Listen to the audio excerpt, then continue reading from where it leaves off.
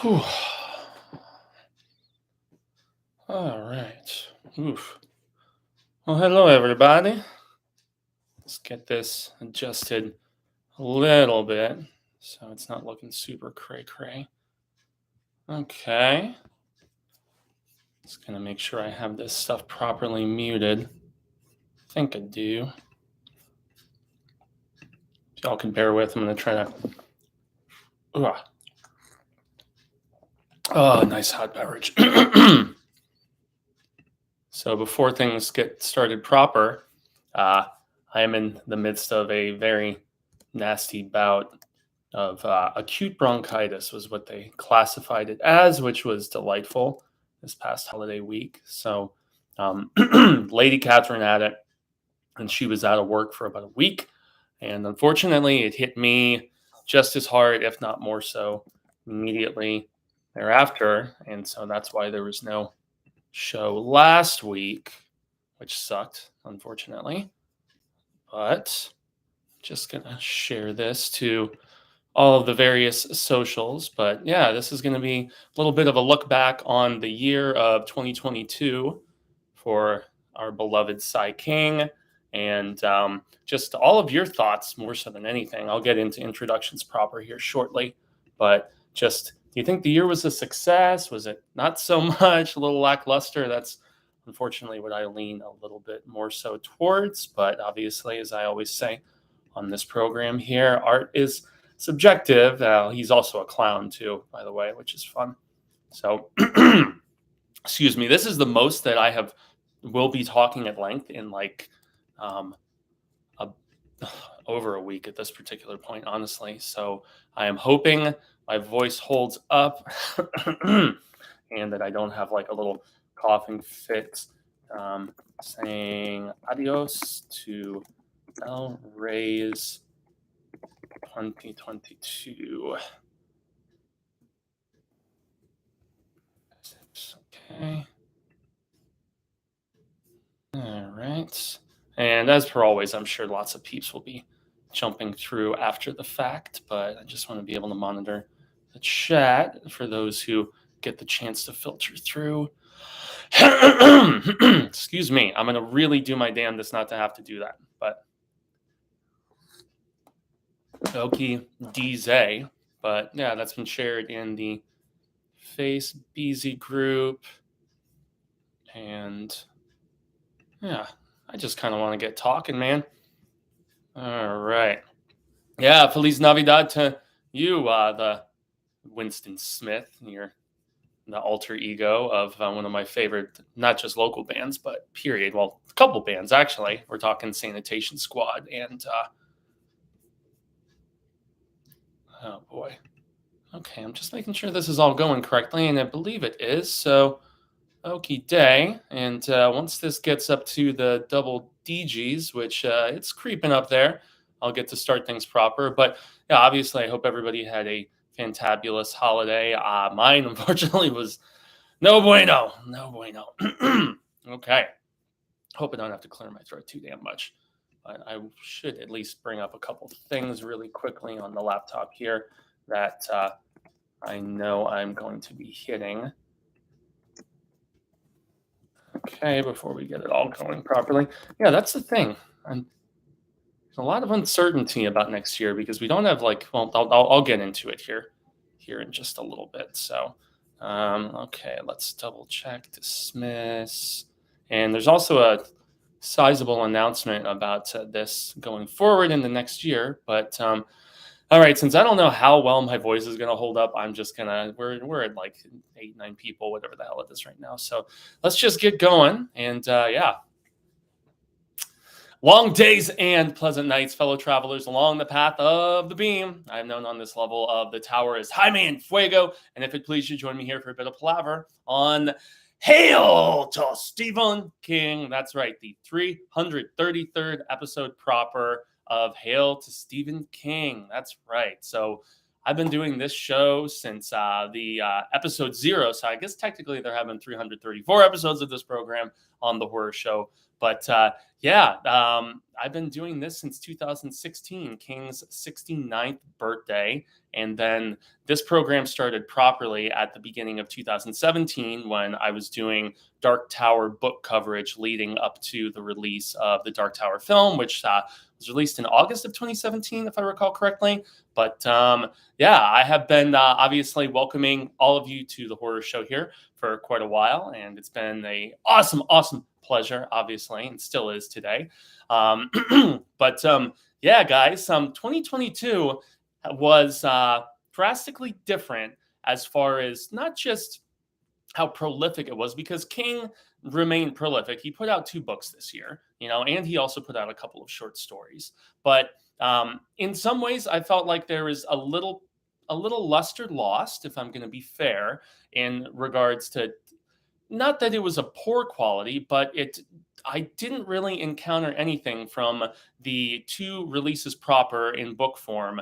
One a collaboration with Richard Chismar, and then obviously the other one being the much larger tome that he released on his own accord. And then also the 2 feature films that we got. One was a dual release on Peacock. That was the Firestarter film, but it was also in theaters, which is where I saw it. And then also for the small screen streaming, we had the Mr. Harrigan's Phone adaptation with Donald Sutherland, Jaden, kid's last name eludes me, Big Bill from 2017's Andy Muschietti.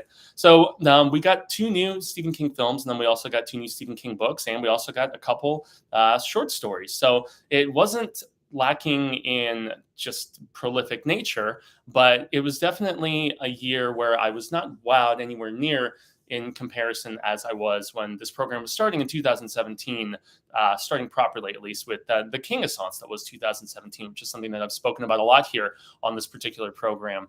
And so it's been interesting to see kind of the ebb and flow and the flux of his popularity. Now, I could easily contend that Sai King is as popular as ever, because back when I was doing this in 2017, I mean, I know, shout out to Lou from the Stephen King podcast. I hope you had a fantabulous, just a holiday up there, good sir. Lou was actually an awesome part of a Stephen King panel that I got to do a few years ago for Phoenix FearCon, which was a pandemic virtual panel where we talked about Stephen King on screen. So Lou was there, my friend Sarah Wagstaff, who is up in the Great White North, I believe Oregon or Washington, I forget, but shout out to Sarah. She's an awesome dame. And excuse me. But also, Mike K from Mike's Book Reviews, who has seen some amazing success. Most notably, I love him immensely and respect him, just unendingly for his perspective as a fellow constant reader and Tower junkie, and for his King coverage and Into the Multiverse. If you guys haven't checked that out on Mike's Book Reviews, but shout out to his growth this past year, man, for just some of the best, if not the best, coverage of fantasy literature that you will see anywhere on the interwebs and on Discord, BookTube, whatever you like to classify, or wherever you like to go for that sort of insight, man. Mike has it down pat. Just ask the guitarist from Nightwish, which is pretty sweet. So that was a fun panel that Lou and Mike and myself, and the Blue Gillen from Cemetery Dance, also big shout out to him as well. So a lot of fun in that regard. But yeah, just seeing how now we have awesome stuff like the King Cast and the Losers Club podcast. And so I feel like, at least as of now, there are a lot of other options to go to for Sai King coverage, which is just a further testament to the unending awesomeness of just not just how just consistent and kick-ass he has been for all of these years, but exposing newer audiences, especially through the help of, outlets like Bloody Disgusting and Fangoria, bigger heavy hitters than us at the horror show here, to everything that is LRA. So that's pretty exciting. So yeah, you could argue that King is bigger than ever. However, I would counterbalance that at least a little bit, play devil's advocate, so to speak, with the fact that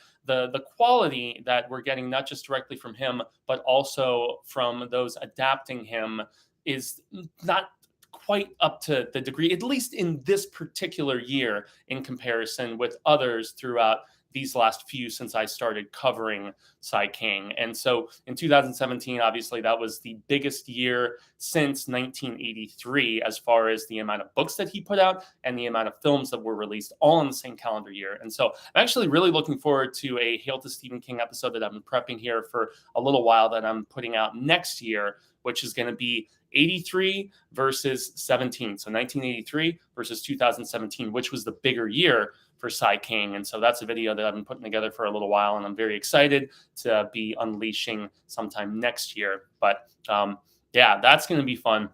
But even when I compare 2022 in the releases of King and anything adjacent and affiliated with him to even last year, for instance, last year, as far as adaptations go, we had two really strong ones in my estimation with Lisey's Story and with Chapelwaite.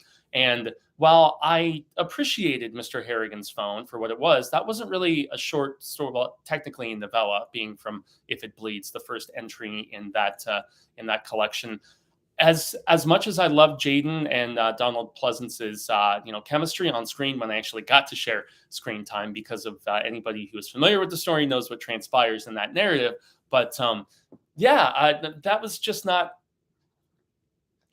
source material. I pulled a Mike K right there. He cracked me up. I saw him on Twitter the other day, and he was saying that he had somebody giving him shit for taking sips of his beverage when you're talking at length for 20, 30 minutes, and it's not like you have somebody else that you can just allow to speak their mind or whatever, and you take a break and you can let your voice settle and sip your own beverage or whatever. So there's what was it that when I was working for Heavy Metal Television with Susie, there was a fun thing that our producer would say at the time: we're losing ratings, and that's where anytime there was that sort of proverbial dead silence, like that's what was transpiring. And so that was kind of funny. But yeah, he was getting some hell about that. But yeah, you have to, especially when I'm trying to recover from this nasty bout of it and so on. But I would contend that Harrigan's Phone, while the adaptation, John Lee Tooker, I want to say, was the guy who adapted it. Let's just pull that up so I'm not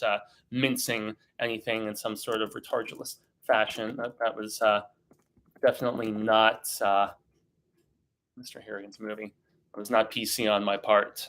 Damn you, Fuego. You failing once again. But yeah, John Lee Hancock. Okay, so I didn't mess that one up. And I want to remember what specifically that dude had done. So if you guys have, I guess I'm starting in the reverse order in this particular part, because Mr. Harrigan's Phone was the last thing that we had released. And so, okay, so John Lee Hancock had a very solid writing esteem behind him. So A Perfect World, one of my favorite Clint Eastwood movies. If you guys have never seen that with Kevin Costner, damn fine movie. One of my personal favorites, not just as far as Costner performances or even Eastwood as the guy who is pursuing Costner's escaped convict. But man, Kevin's dynamic with that kid is so good. And that's one of those films that just, it'll give you a bit of depression. It's one of those dark, depressing endings, man. I mean, my three of my favorite depressing endings, to veer off on a little tangent, would be A Perfect World, A Simple Plan, and Falling Down, if you want to talk about just real bummers. But yeah, so he also directed The Rookie, The Alamo, The Blind Side. So two of the three of those being sports centric stuff. But yeah, very, very talented filmmaker. And once again, not a bad story, and maybe even slightly elevated the source material a little bit, the slightest bit, from the page. But it's not like that was really a story that was, steeped in horror very much anyway. And so for that reason, I didn't have the highest hopes for Harrigan's Phone. And it's not that I disliked it or anything. I thought it was very competent and very solid, featuring good performances, including that big trollish dude. And now I know those terms don't seem like they would go together, but if you've seen Troll Hunter or the new film that's on Netflix, you know the kid that I'm going to be talking about or referencing there. At least there was a film I think called 8-Bit that came out last Christmas, I want to say, and he was a bully in that, and he also plays a bully in Mr. Harrigan's Phone. That dude has been, he's very obviously typecast, but he looks the part. So props to that. So I don't know, what did all of you guys think about the most recent release from Sai King as far as adaptations go, and just the fact that we have nothing else confirmed on the schedule. Now, once we start previewing 2023 here later in the program, yeah, we'll be talking about some things that we know are at least finished and supposed to be coming out. But as of right now, Mr. Harrigan's Phone is the last thing that is available, released October 5th and exclusive to Netflix, and presumably going to be the same sort of fate. And I hate to use that sort of term because of the negative connotations associated, but both 1922 and Gerald's Game, two far superior, I would contend, adaptations of King's work that were exclusive to Netflix. Neither of those have ever seen physical releases, which is a big bummer because, they've put out the Flanagan stuff like, Haunting of Hill House, and they put out some of the Stranger Things stuff. Excuse me. But yeah, it's a bummer because I would love to have physical copies of both of those in my possession. And so, yeah, what did you guys think of Harrigan's Phone? And I'm going to jump to the chat to see if anybody has actually said any. Okay.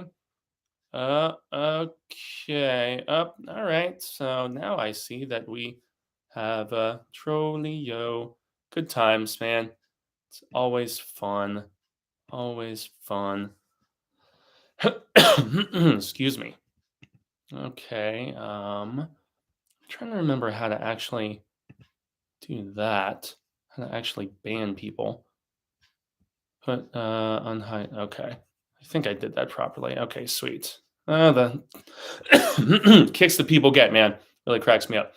In any event, so that was at least some brief thoughts on Harrigan's Phone. Yep, Donald Sutherland. Okay, so Lou from Lou's Lou's reviews, and obviously from the Stephen King podcast. Most exciting King news this year is easily Flanagan's announcement that he is adapting The Dark Tower as a TV series and movies. And yeah, I'm going to get to, well, you know what? What the hell? Let's just, this is off the cuff anyway. And so I did a whole video about that, as I'm sure anybody tuning into this is probably just acquainted with or just aware of or whatever. Yeah.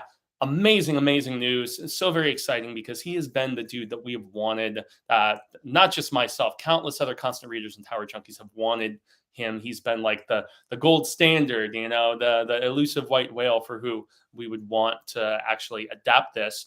But post video, and this is not to get more of like a dour sort of cynical note or whatever, huh? And I used to play in a band briefly called Dour Cynic. Good times, guys. But it's not that I don't think it's going to happen. It's because he has, enough clout where I think that he will will it. But the grandiosity of his vision totally makes sense, as I mentioned in that particular video. I'm just really, the fact that we don't know if it's necessarily going to happen on Amazon, I'm starting to approach a little bit more of a I will believe it when I see it sort of thing, just like we've had with various other announced adaptations from Sai King, where they're like, oh yeah, Fairy Tale comes out and immediately, Greengrass is working on that adaptation. It's like anytime something new King comes out, I feel like, especially stuff in this post King-assance, it's immediately like the rights are immediately optioned by somebody.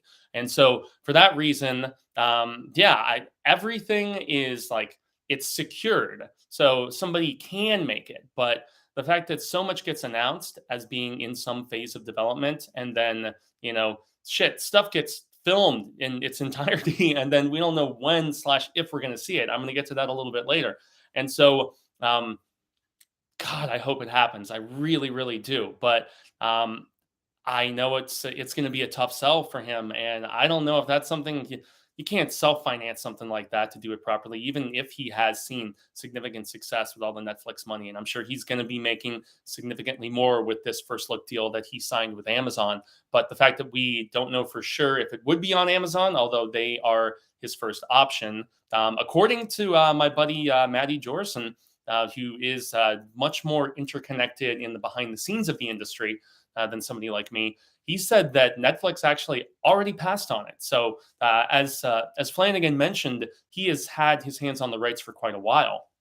And so makes you wonder, it's like, okay, he acquired the rights. He probably showed them to Netflix when he was still with them. And they're just like, no, we don't want to do that, which is a bummer since they're already doing the Talisman. Maybe the fact that the Duffers are working on the Talisman already, that had some sort of conflicting sort of thing. But those stories share DNA. So why the hell couldn't you just go big, crazy shared universe? I don't friggin' know.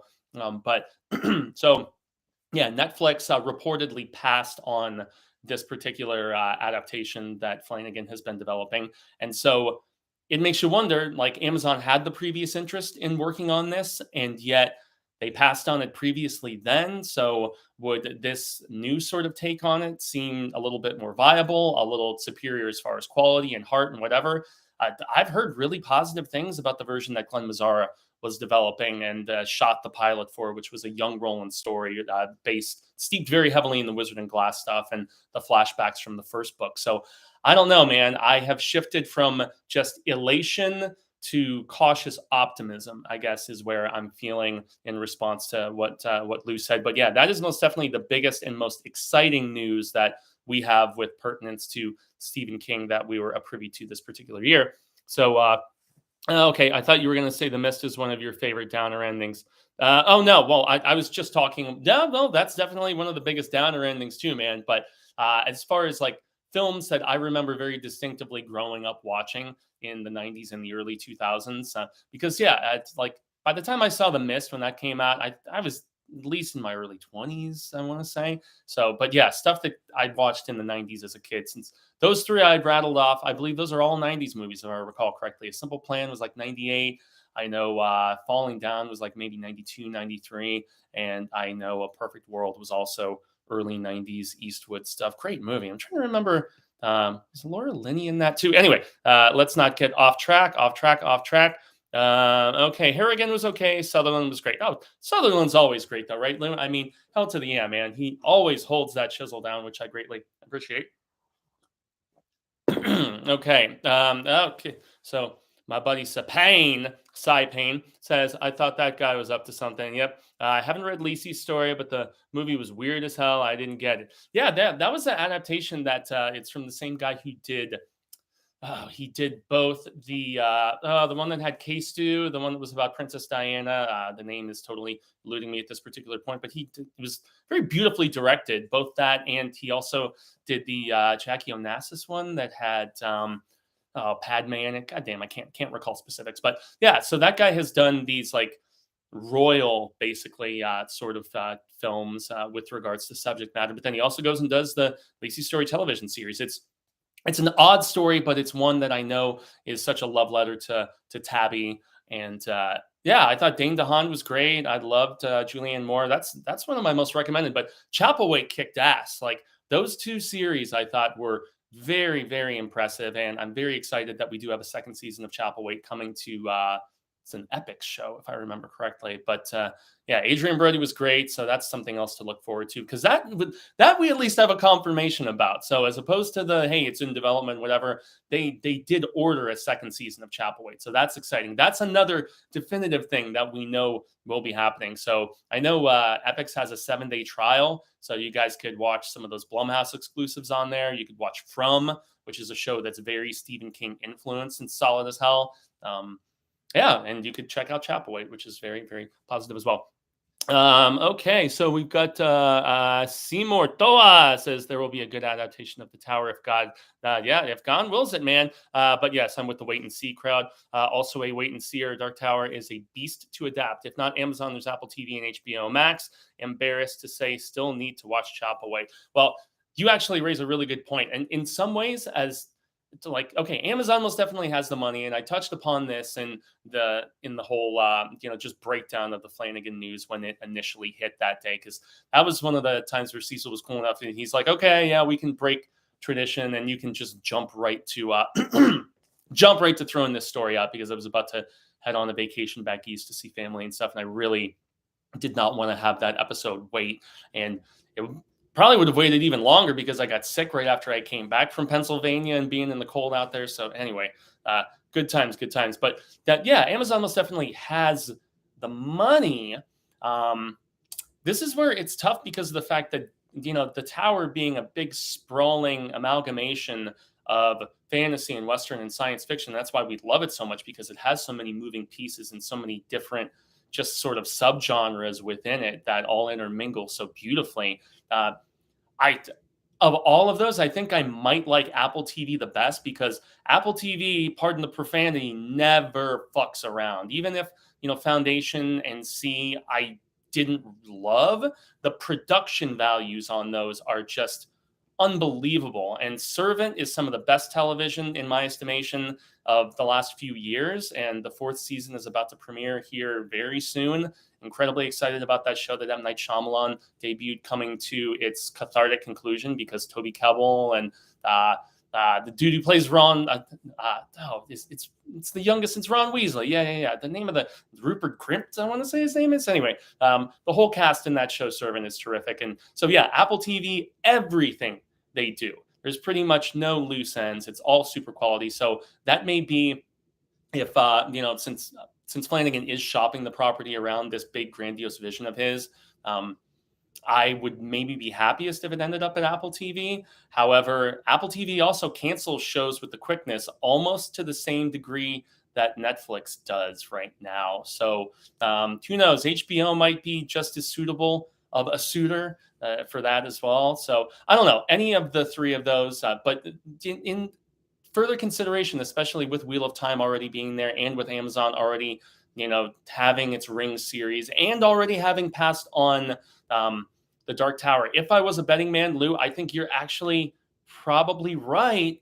But I think HBO Max and Apple TV are probably two more likely destinations for Flanagan's Dark Tower to end up, provided God wills it and it actually does happen. Yeah, Severance is the one that I need to get to, Lou, because I've heard awesome things about it.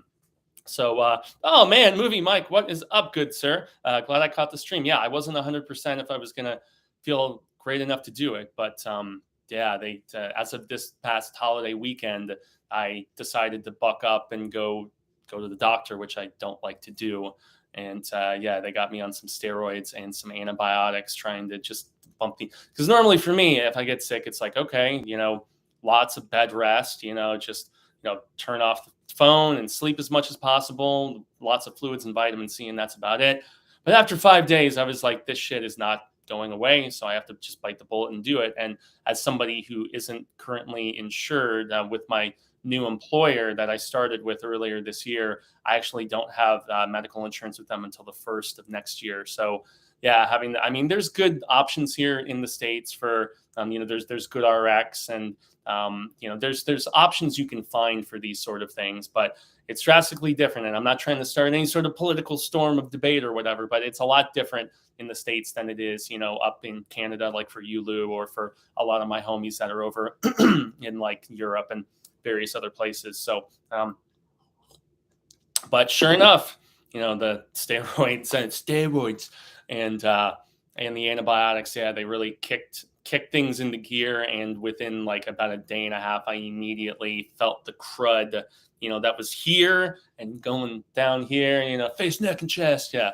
To quote Kevin Smith, starting to subside. So that was a big time blessing. But Movie Mike, dude, I am very stoked that you got to jump on here. As of now, we were just giving thoughts on a little bit of King news that had come through the pipeline this past year. The biggest being the fact that Flanagan has the rights to the Dark Tower and is attempting an adaptation.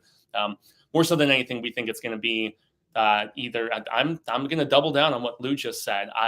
Since Netflix already passed on it, and since Amazon had previously passed on the Dark Tower project, the fact that his first look deal, Flanagan's deal with Amazon, he made sure to cut out or whatever out his Dark Tower rights. And so he's free to bring that project to whoever will help him finance it. And I do think that HBO and Apple TV are probably the best destinations and the most likely upon further thought and stuff like that. So MMM's dad, MMMV's dad, is Salem's Lot still happening? Yeah, we're going to get to that here in just a little bit. It's allegedly finished. I don't know if they're planning reshoots. I don't know what the hell the deal is, but we will get to that here momentarily. Okay. That's right. Movie Mike. Yeah, I know Movie Mike is also from up in the Great White North. So shout out to you, awesome Canadian cats up there. I understand totally. Had COVID the week before last and still fighting my way back. Yeah, it's been a rough couple of years, man. I mean, I tell you, until all this craziness transpired, I was the type who would get sick maybe once or twice a year. And I have a confirmed case of Captain Trips once. And then just this past year, I've been sick like 3 or 4 times, and two of those, this being the absolute worst that I've experienced because I had to go get hardcore antibiotics. So yeah, good times, good times. Okay, this is a different name. Neil Webbs has been dealing with sickness here too while reading Insomnia. Yeah, Insomnia is I've still been planning to do a video specifically, not with additional thoughts about Insomnia because I've reviewed it a few times here on the channel, but just about how Insomnia was my gateway to wanting to read everything Stephen King. So that's another video for 2023 that's going to be coming through the pipelines. Thanks for all your reviews and info on SK. Love it. Say thank you. Very happy. Neil Webb, much appreciated. I've avoided COVID so far. I'll probably just jinx myself. Okay, knock on wood. I'll even knock on wood for you, Lou. Sounds good, man. But yeah, so obviously the Dark Tower announcement was the most exciting thing. But yeah, Harrigan's Phone, not the most exciting thing as far as releases go. And so to just jump right to the other release from this past year, this little gal, yeah. And this is one where I was most definitely the burden of expectation, which is something that I like to discuss here on the horror show very often. It weighs heavily, unfortunately, and I just want to. I believe it was okay. I just want to double check on the name of the director of this one because I was incredibly excited about Firestarter 2022 because of Keith Thomas directing. Now, Keith Thomas did an awesome film called The Vigil, which was about the Jewish tradition of sitting with a recently deceased corpse through the night before it can actually be taken and gone through the proper burial channels and stuff because of the fact that there is a negative spiritual presence that has a potential to like corrupt. I can't remember specifics, and I don't want to to be disrespectful to anybody's faith or anything of that nature. But yeah, based on the fact that I thought that movie was so well done, great performance, from its lead, and very well directed, I was extremely excited, and even more so because of the young actress in this who. Ryan Kira, I believe her name is. And so she was going to be playing our Charlie McGee.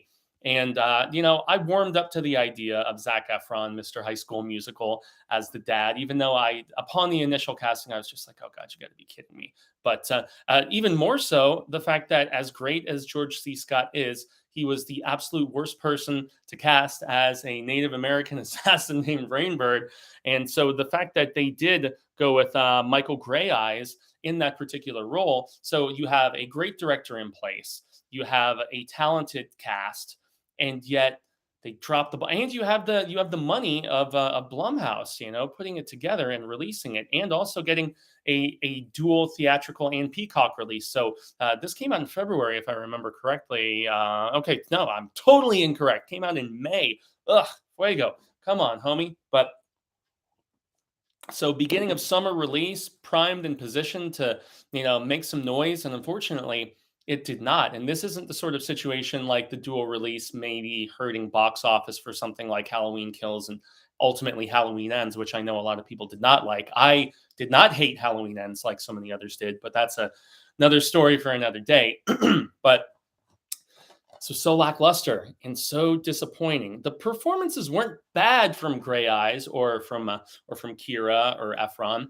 They definitely weren't like knock your socks off incredible or anything like that. And also the fact that they were boasting before the film's release that it was going to be so much more brutal than the original one. And now there is one scene in particular in the back half of the film where some like scientist of sorts, working for the shop gets messed the fuck up, and it's some pretty nice effects. It looked like it was a combination of both practical and digital. It was pretty gnarly, but aside from that, there really wasn't much.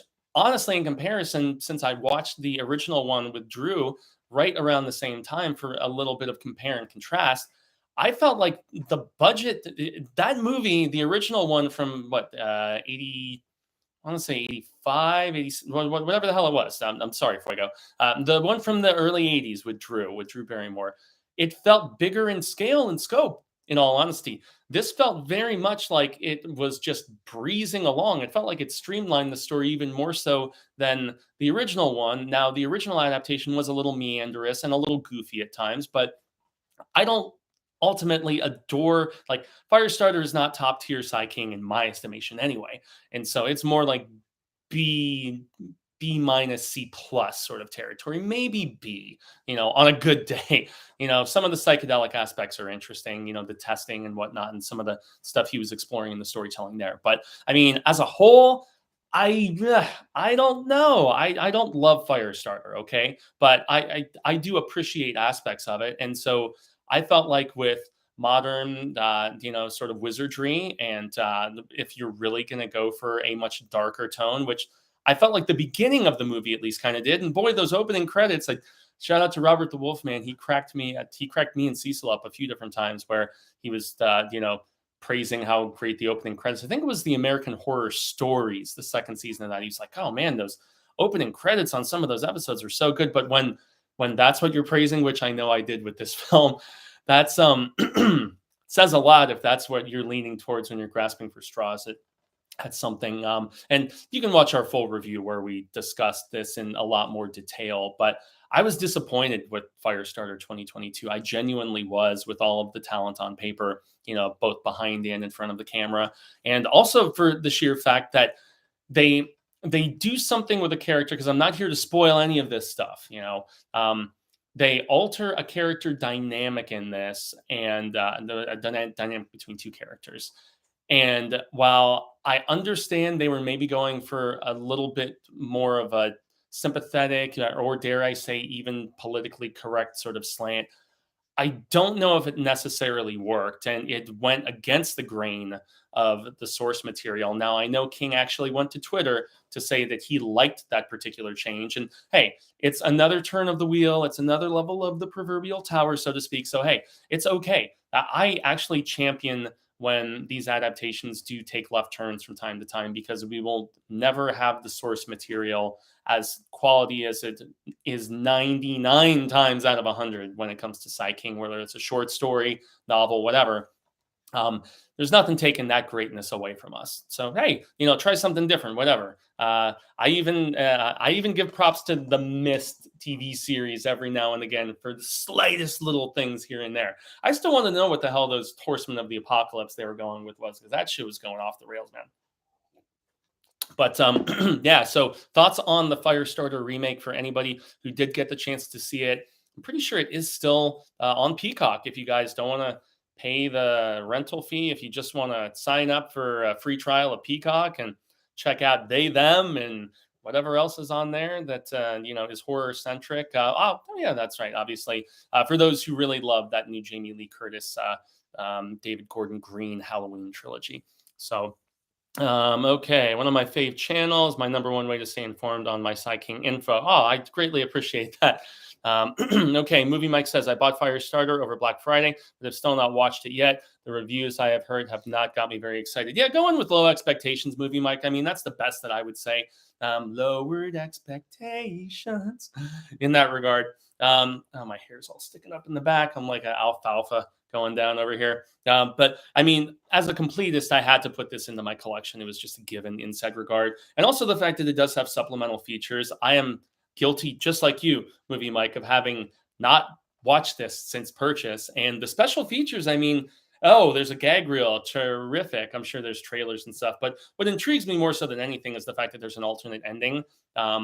The ending is definitely one of the areas where they went drastically different with this. And there's also deleted and extended scenes. So, hey now, that's Firestarter. All right. So what else we got? Seymour says, did the Firestarter soundtrack live up to the other John Carpenter flicks? That's another thing, Seymour. Good call. And we did discuss this in the review. I thought the score was pretty damn good. I know it was Carpenter working with his team that he's been doing what the Lost tracks and stuff like that with. The score was good. It had that very in vogue as of now, dark synth sort of approach, a little bit more haunting, not like not like Carpenter Brute or anything like that. Not like a really driving force sort of thing. Occasionally, but definitely more eerie, ethereal sort of thing. And I remember listening to it, as I just said before, the film came out, and yeah, I was impressed. I was impressed. That's another one of the few things that they got right with this, as far as it was Tangerine Dream that did the score in the original one. It's either them or Oingo Boingo. I can't goddamn remember. One of those Cynthia 80s outfits. But okay, I agree. Firestarter is not King at his best. Very mad. Yeah, that's when King was at the height of his drug use, So and drug fascination, obviously, with regards to what was going down. Okay, this is another new name. Wind and Cloud Shadow. How do you feel about the new Dark Tower series coming out? We did just talk about that a little bit, but I will double down in the fact that, and shout out once again to Mike K, my partner along the path of the beam, as we like to call each other at times. Yeah, I'm incredibly excited, provided it happens. Incredibly excited. And I am leaning more so just to say, once again, I don't think it's going to be hitting Amazon. I don't. And the fact that Netflix already presumably passed on it, according to various reports, if it does happen, it's probably going to be at an HBO Max or an Apple TV. But Flanagan is the best damn person to do it. And until we start getting like actual casting news, or there's a confirmation that it's found a home, and that, or maybe he just films the pilot himself, gets a cast together, does that, and then shops around based on the pilot. I know that Amazon pilot that Mazzara did, they tried to find a different home for it. They couldn't get any keepers then. So, maybe somebody with more clout like Flanagan being behind this particular one will heighten the likelihood. That would be great. But yeah, man, I don't know. Red team go. Red team go. Look who's stopping by to say what's up. I was just talking about you, sir. Brother from another mother. I'm just hoping Holly surprises me next year, much like Later did in 2021. Thanks for another awesome year as the gold standard of King coverage, my friend.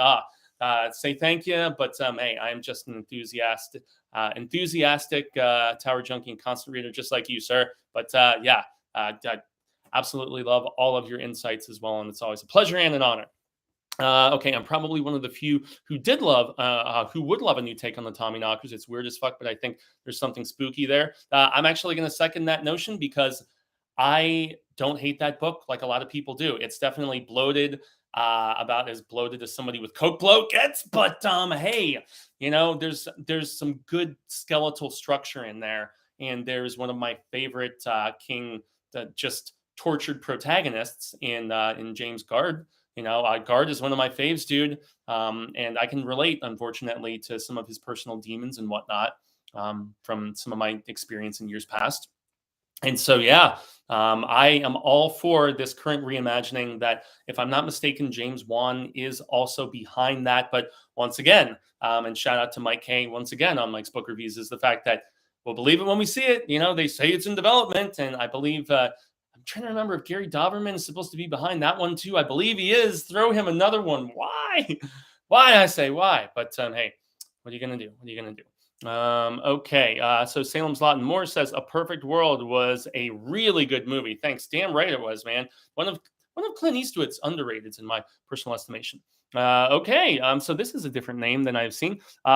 I'm trying to make sure that I'm seeing it properly. Sukeyami Il Kazo. I thought Fairy Tale was very much reactionary writing of King in response to the situation in Ukraine, plus the whole climate change. Curious of your opinion. Well, the thing about that, I don't think you can.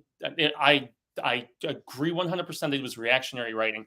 I think it was reactionary writing in a similar fashion, though, to the way the Institute was reactionary writing to the success of Stranger Things.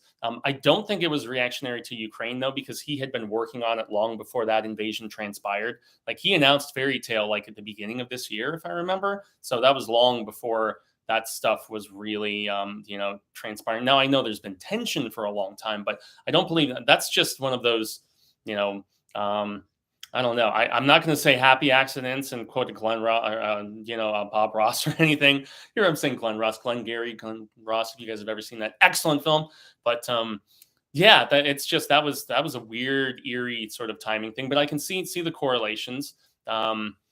Plus the whole climate, maybe the whole climate change. That's definitely, King lets his politics fly very freely on Twitter, whether you agree with them or not. And I'm a registered independent, so I'm somewhere in between him and I guess my very red parents, So I guess I'm green if my parents are, red. A lot of my friends are blue, but that's not what we're here to talk about. We're here to talk about literature. But yeah, King has been kind of injecting his thoughts about stuff. I mean, he did it last year with Billy Summers. And it's been the case for a while. So King has been doing reactionary writing for, I mean, really his whole career. I mean, you think about some of the Bachman stuff even back in the 70s, where something like Roadwork, and I know Mike K really doesn't like that one, but I'm a big fan of Roadwork, and the fact that that was very reflective of the economic despair and how it was pushing people to the edge of depression in the mid 70s. And so I don't know. I think King has always been a reactionary writer. It's just become much more apparent in the fact that he has this other outlet for his expression beyond the artistic. With the house that Muskie is now in comparison of Tangerine Dream. Thank you, Lou. I wasn't 100%. Okay, so since a few people have asked about it, as Brent says, since he's the second person asking about the Salem Slot remake, I guess we will jump to, since we've kept it really just in the King on Screen house thus far in this discussion, let's just leave it at that. In the fact that, oh boy, so the stuff that is coming out next year. So we talked about Harrigan's Phone and Firestarter both coming out this year. So next year we have 2 and possibly 3 King movies that are all in the can, and we hope they're coming out next year. But none of them have release dates, one of which being Salem Slot. Now, Salem Slot has been done twice previously. So it was done as a TNT miniseries most recently, and that was in the 2000s. And that had a stacked cast, but was another very different turn of the wheel, level of the tower sort of situation, because of the fact that it did alter some stuff, including Father Callahan and some of his motivations.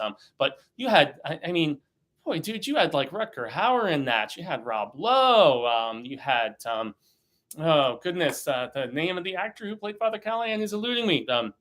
Was it James Cromwell? Fuck, I can't recall. But in any event, so that one was definitely, they were going for something different, and props in that regard. But that's very much like the Spike TV or whatever version of the Mist equivalent of an adaptation in that particular regard. So that's cool. But so the one that I still love, even though it is a little dated, but it's dated because it's adapting a 70s book, and it was a 1979 miniseries that Toby Hooper did.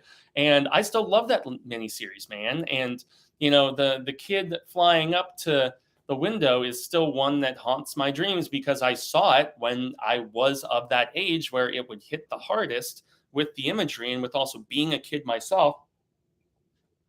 And so, yeah, for that reason, it's like, oh, and yeah, I guess I should just show this silly little cup. I got this for Lady Catherine, but since I'm a cat dad now, never thought that would be the case. But yeah, I'm a cat dad now, guys. What would you do? I guess we're rocking that cup, or at least sharing that cup. But I love the Toby Hooper one, man. And yet I am okay with another take on something as long as we have waited long enough. But I will still continue to complain about the fact that, we still don't have adaptations of Duma Key or Revival, some of these that I would love to see. Even do a Derry series, and we don't have to, with this Derry series that we know, this Welcome to Derry, that's another one of the big prolific projects that's in development right now, along with the Pet Sematary prequel. So we have a Pet Sematary prequel in development, and then we have a It prequel in development. So those are the 2 big things that are at Warner / HBO Max right now / Discovery now, right? Because they're all molded together. But I think you could also do a later seasons of Derry and incorporate friggin' Insomnia in there. And, you could maybe take the doctors out and, take out some of the tower-centric stuff and still have an interesting story about how it's not always the Bob Gray, Pennywise, whatever entity of evil. The fact that, it is similar to what they rip off in Halloween Ends, a town, as Haddonfield was represented as just having a residual evil there too. So I think you could do later, like you couldn't do Welcome to Derry. You could do Welcome Back to Derry or Return to Derry or whatever, and you could do continuations that just didn't have to centrically, center around Pennywise. So I think that could be cool too. But I've lost my train of thought a little bit as I'm ranty dancing around. But yeah, I'm okay with different takes on stuff. They're working on new takes of Christine and Tommy Knockers, as we mentioned, and all of these others. But I'm okay with a new take on Salem's Lot because in this case, it will be the first time we've seen it theatrically. Now, granted, that does mean they're going to have to condense the story significantly, and probably the cast as well, because that was the first time where I feel like King laid down the prototype for his big town with all of its dark secrets and inner workings. And we know that he has done that so many times thereafter, whether it was It or whether it was Needful Things, which Mike K did a great review of recently in Into the Multiverse. And even later stuff like Under the Dome. I mean, this is not new for Sai King to do the small town with a large cast, but this is where he laid down the foundation for kind of a framework, I guess, that he would return to countless times. And with I don't know if he ever, with the argument of maybe with It, did it quite as well as with Salem's Lot. And so, yeah, you'll have to condense that down a little bit. But I don't think as long as it doesn't go towards the 3-hour runtime, as long as you keep it in like the 2:15-ish range, maybe, and just a little over 2, I still think you can make a lean, mean vampire film, with some good, flesh to sink your teeth into with this. I like Bill Pullman's kid, as our author. I think that's some solid casting. But I'm trying to remember who they said was the presumed. Oh goodness, it was dude from Tales from the Crypt, whose name is eluding me. Yeah, that's right. Oh God, Gary Doberman's doing that one too. Totally spaced that. Yeah, Lewis Pullman. Okay, and then did they take him off the IMDb?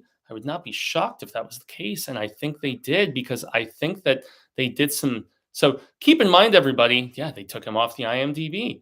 And I am trying to remember the name of that. I have to double down the name of that actor, although I'm sure somebody will tell me before I even. William Sadler. So William Sadler was the one who was rumored to be our Barlow, and now I'm assuming maybe, like, who knows the amount of reshoots that they've done with this. I had heard when it was supposed to come out last September, by the way, and they screened it, and a lot of people from the test audience, and just rumor mill through social media and whatnot, was that the test audience is now, granted, that doesn't really indicate very much at all, but to the studios, it sure as shit does. And so, especially if it's more of a lukewarm, lackluster sort of response. And so then they pushed it to April, presumably for pickups and reshoots and stuff like that. Sadler is not even on the IMDb anymore. He used to be. So it's still presumably coming out in 2023. But another thing to keep in mind is that this film is sitting with this new regime at Warner Brothers / Discovery, where they're axing projects like Batgirl. And that was another completed movie. So if anything, just like I did a whole video about this one too, where I was talking about, will we ever see this new Salem's Lot? My gut tells me we will. Will we see it in theaters, though? That's where, my gut feeling, if I'm going to return to that, is going to say, yeah, I'm not so certain there. I think if anything, it will end up direct to HBO Max. But then again, HBO Max is trying to shy away from dumping stuff on there. This new regime wants, they don't want kiddie animation stuff, and they don't want to put more prominent properties on the streaming side of things. They want stuff to go to theaters. So I don't know. This is one that I feel like is most definitely getting caught in the limbo of a change in the powers that be over here. Wind and Cloud Shadow, it is all good. That's one of the fun things about these sort of streams, is that we do all too often end up doubling down. And sometimes when you kind of pivot back to a topic, something else comes to mind that's relevant and proper to mention. So that's cool. I complain about Tommy Knockers a lot, but I do think there's some great stuff in there, says Mike K from Mike's Book Reviews. Okay, question. I have these two to choose from, Billy Summers and Fairy Tale. Which to read? Looking for DT Easter eggs. Oh boy, well, since I don't want to spoil stuff, that's where it gets a little bit tough. If you want something more in the vibe of Dark Tower, obviously Fairy Tale.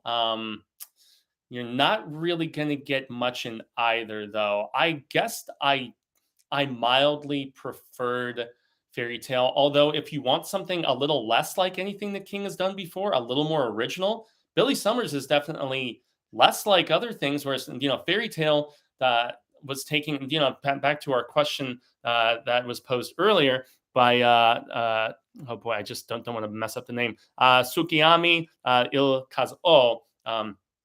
The reactionary writing aspect was the fact that King loves George R. R. Martin and their buddies, and so he's like, "Oh, I want to write my own amalgamation of that," and oh goodness, the Hunger Games stuff, which I haven't read any of those. Just like I haven't read any of the George R. R. Martin. Like I'm not a deeply entrenched fantasy person. I appreciate it and I enjoy it, but as far as like fantasy literature, no, I have not really dove that far into any of that stuff. I'm much more of the horror centric when it comes to that. That's not without interest.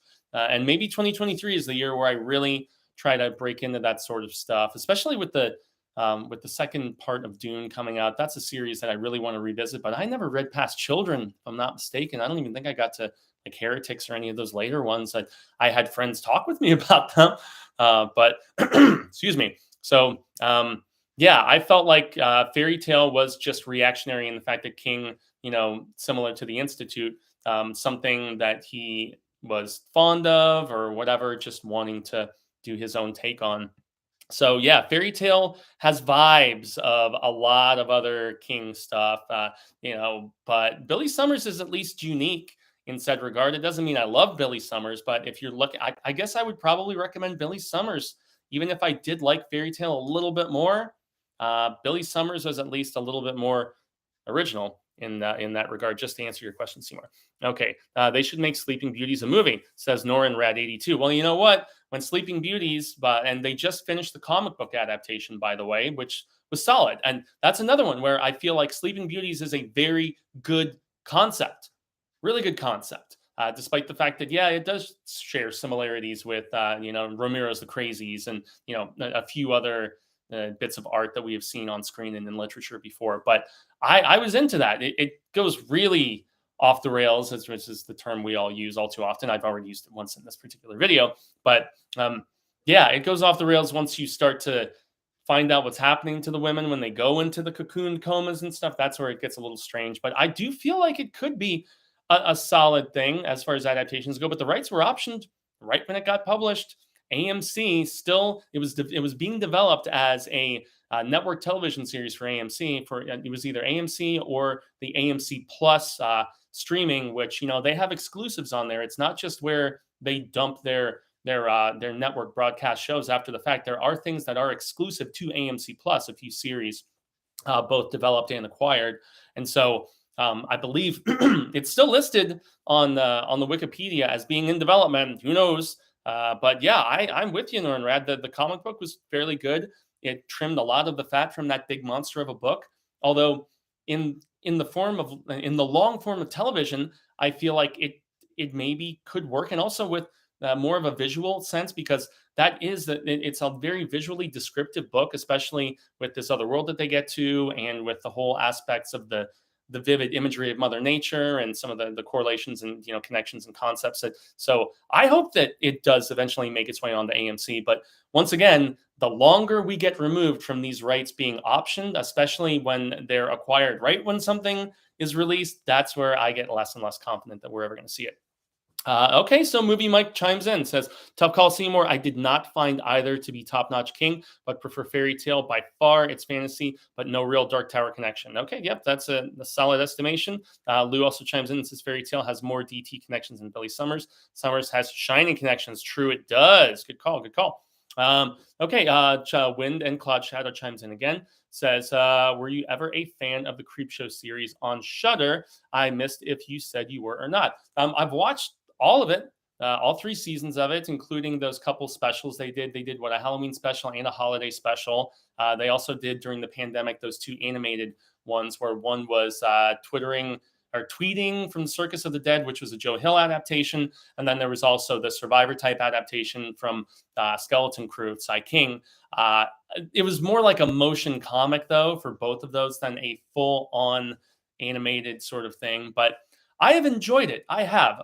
The thing that bums me out a little bit about it is the fact that it's not just King. Now, granted, they've adapted King. You know, they did Gray Matter, and they've done some Joe stuff like the Lake of Champlain, whatever, the one about the dinosaur, the sea dinosaur in the lake, which always reminds me of Big Blue from the X-Files, which is a great episode of the X-Files. And it's very much it finds itself suffering the fate of most anthologies, in my estimation, including Scare Package 2, Brad Chad's Revenge, which when I first got on antibiotics and the steroids to start getting better from this sickness, the other night, I finally watched that. And I was disappointed in most of the segments in that. I loved the first Scare Package. Second one, not so much. And that's the thing. There have been some really good bits in this new incarnation of Creepshow, but there's also been some very disappointing bits. And so for that reason, I appreciate it, and I'm glad that it's bringing attention to the original two films. Let's not talk about the third film, which I did review on films that forgot the face of their father. So that was a thing. But yeah, I'm just happy the brand is honoring the legacy of George, obviously, and the fact that it's in good hands with Greg Nicotero. And they actually have I know there's a comic book series that they just either finished or I know it's getting collected in March. I already have it pre-ordered on Amazon, so I'm going to be getting the collected. I'm not sure if it's a trade paperback or if it's a hardcover. I always prefer a hardcover, but so yeah, I'm glad. And they have those YA novels, so they're really going at it there, and they're milking that property, But yeah, I like it, but I don't love it. But yeah, to answer the question proper, I'm happy that it's there because it's just, and then I just want it to be more of an outlet for adaptations of King and his son's stuff that we haven't seen yet. That's what I'm hoping we can get. And now they've spotlit all kinds of other great stuff. Like I know, I think Paul Dini had something on there. I know that his name Lansdale, I want to say, has done some stuff. He was the author of Bubba Hotep. So they have good names behind it creatively, and so the fact that it's just there means that there, especially with the Twilight Zone, the new one that Jordan Peele developed, getting canceled. Like, we need more outlets for anthological horror on the streaming. We really do, streaming or on whatever sort of premium, either cable or regular network, because I have always loved anthological horror storytelling. I mean, Tales from the Crypt is still one of my favorite shows of all time. Twilight Zone, as we said, going back to, the original Serling stuff. So yeah, I'm glad it's there. And it just means that there is an outlet for these stories to be told by King and his son. I just wish there was more from, the both of them. So hard not to be skeptical on Salem's Lot after the debacle that is ensued with its production and release. Yep, most death movie, Mike. James Cromwell, yes. Okay, my mind didn't totally elude me. Oh, Wind and Cloud Shadow, thank you so very much. A grande gracias from, Cecil, the founder of the Feast here, and myself for the $5 super chat. Very, very kind. Helps us keep the lights on, as we like to say. So this is circling back to the Salem's Lot stuff as we wrap up the thoughts on that. Rob Lowe version is terrible. I agree, but hey, if I can find merit in the Mist TV series, right, I can find at least the most moderate merit there. Yeah, that window scene is buried in the scene of my memory. Love those little doctors, says Jenna Romero. What's up, Jenna Romero? Insomnia is even more relevant now because of the Roe versus Wade decision. Good call, Lou. And while that's not my favorite aspect of that particular story, it felt a little bit forced into the narrative, as opposed to being. I can understand the criticism. That, Mike, who was here in the chat at one point as well for Mike's book reviews, he said a similar thing about Rose Matter, and the fact that it does feel like a couple books in one. Because you've got the one story, which it's almost like three stories in one of you. And if you want to, tie in all the tower stuff we get in the third act. So yeah, that's a book that is kind of all over the place. And I do feel like King had all of these ideas as the clouds were starting to clear in his head. But yet finding a way for all of them to coalesce was a little tough. But there's a lot of really good, intriguing stuff in that particular book. But yeah, it would really go over significantly more so with the prolific nature of that recent development here in the States specifically. We need a game where you play as a detective from out of town trying to find the missing children of Derry. Dude, I would most definitely play that game. The fact that why do we not have more? Like, I don't know we have really any Stephen King games. Like, talk about video games are the most profitable entertainment outlet in the world. They outmake music and movies and television combined. So the fact that I just saw this this preview for some new it's like this dark undead western sort of thing coming out that looks pretty dope. I saw the trailer for it last night on my Xbox, and I was like, oh, he looks like a more okay, not to discount the badassness of Mr. Deschain or anything here, but yeah, it looked like okay if it was like I don't know, the Dark Tower meets like Gears of War with a dash of like Devil May Cry or something. I don't know. It looked pretty bitchin', and I was very, very intrigued to check out that game. Although, I mean, going to a theater versus a $60 game, that's drastically different. I have no doubt we will see Salem's Lot in some capacity, says Movie Mike. The money has been spent, but like you, I doubt it will be theatrical. Okay, just talking more about the recommendations, so on and so forth. Opinion on Under the Dome, says Shri. Well, depends if you're talking about Under the Dome, the television series, or if you're talking about Under the Dome, the book. I'm not enthusiastic about either. I was really, really not into Under the Dome upon first reading. However, when I revisited it for its anniversary the second time, so when I was going through my first, Path of the Beam, reading everything in published order to get everything, like that tied in together, at least of a little more relevance, I guess. I did not like Under the Dome. The length alone, it was a slog. But I did appreciate it more so upon revisit. Junior is definitely creepy as hell. Yeah, I think. Oh goodness, why is his name eluding me? Yeah, there's Junior and Big Jim. I want to say is the villain in that one. Solid villain, and yet another one where I didn't find the extended cast of people, within Chester Mills, I want to say, quite as fascinating. In some ways, I really do like the first season of the show. Okay.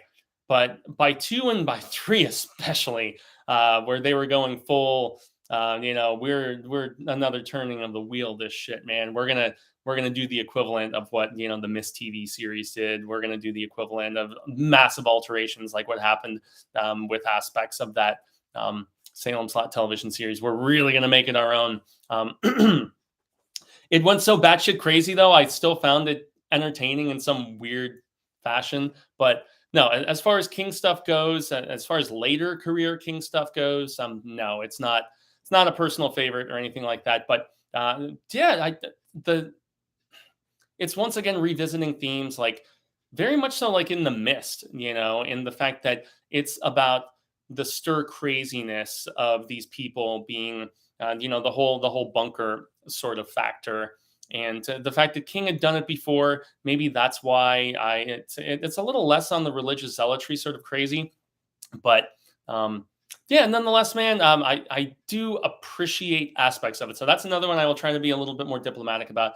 But yeah, I don't love Under the Dome, but there's something so silly, amusing about Under the Dome that I had to at least comment there. Okay, so Lou says, Fuego, have you read Paul Tremblay's Cabin at the End of the World? Are you excited for the upcoming MNS adaptation Knock at the Cabin?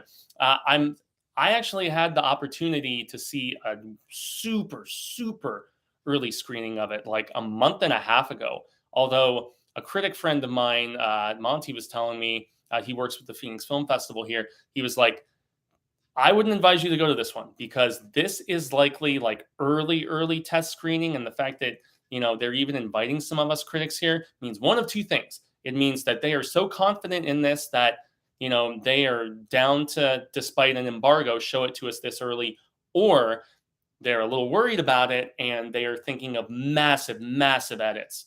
And that has happened to me before where I saw stuff hella early. I mean, shit, dude, even before I got some of this accreditation and stuff and got like press and whatnot, I was at some of those early screenings with like unfinished effects, where they're just like, fan test screening sort of things. Where I saw that new Marky Mark one where he was like jumping around in time or whatever, and that movie sucked. But the one that I saw was probably even worse because it didn't even have finished effects. And I was always a little curious about just how drastically different it might have been. But I'm excited because it's M. Night, and I don't even hate like Lady in the Water as much as a lot of people, although I definitely don't really care for The Happening very much, or for his take on the Nickelodeon show that everybody loves so much, the Avatar stuff, Last Airbender. But dude, Batista, man. I mean, the fact that he can do stuff more on the dramatic side of things, as we saw in that short film that was part of the Blade Runner 2049, and then he had the very small role in that film by Denis, which was good. But he also has the comedic chops, man. It's, if you've watched Glass Onion's awesome. Love that movie. So that was another one. That was one of the first things I watched when I started to get kind of out of bed after being just sick for days and days and days and days. So I watched that a night or two ago. But the fact that Batista in this particular mysterious role. To answer your question, though, Lou, I haven't read the book. So I kept wondering, I'm like, why do I keep seeing this book recommended to me on my Audible and, my Kindle and stuff like that? And I'm like, oh, that's why, because, that's what M. Night was adapting. Dude, I even liked the most recent one where they were aging, or de-aging, or whatever the hell it was. I thought that one was solid and interesting. Yeah, that's right. They were aging like rapidly or whatever it was.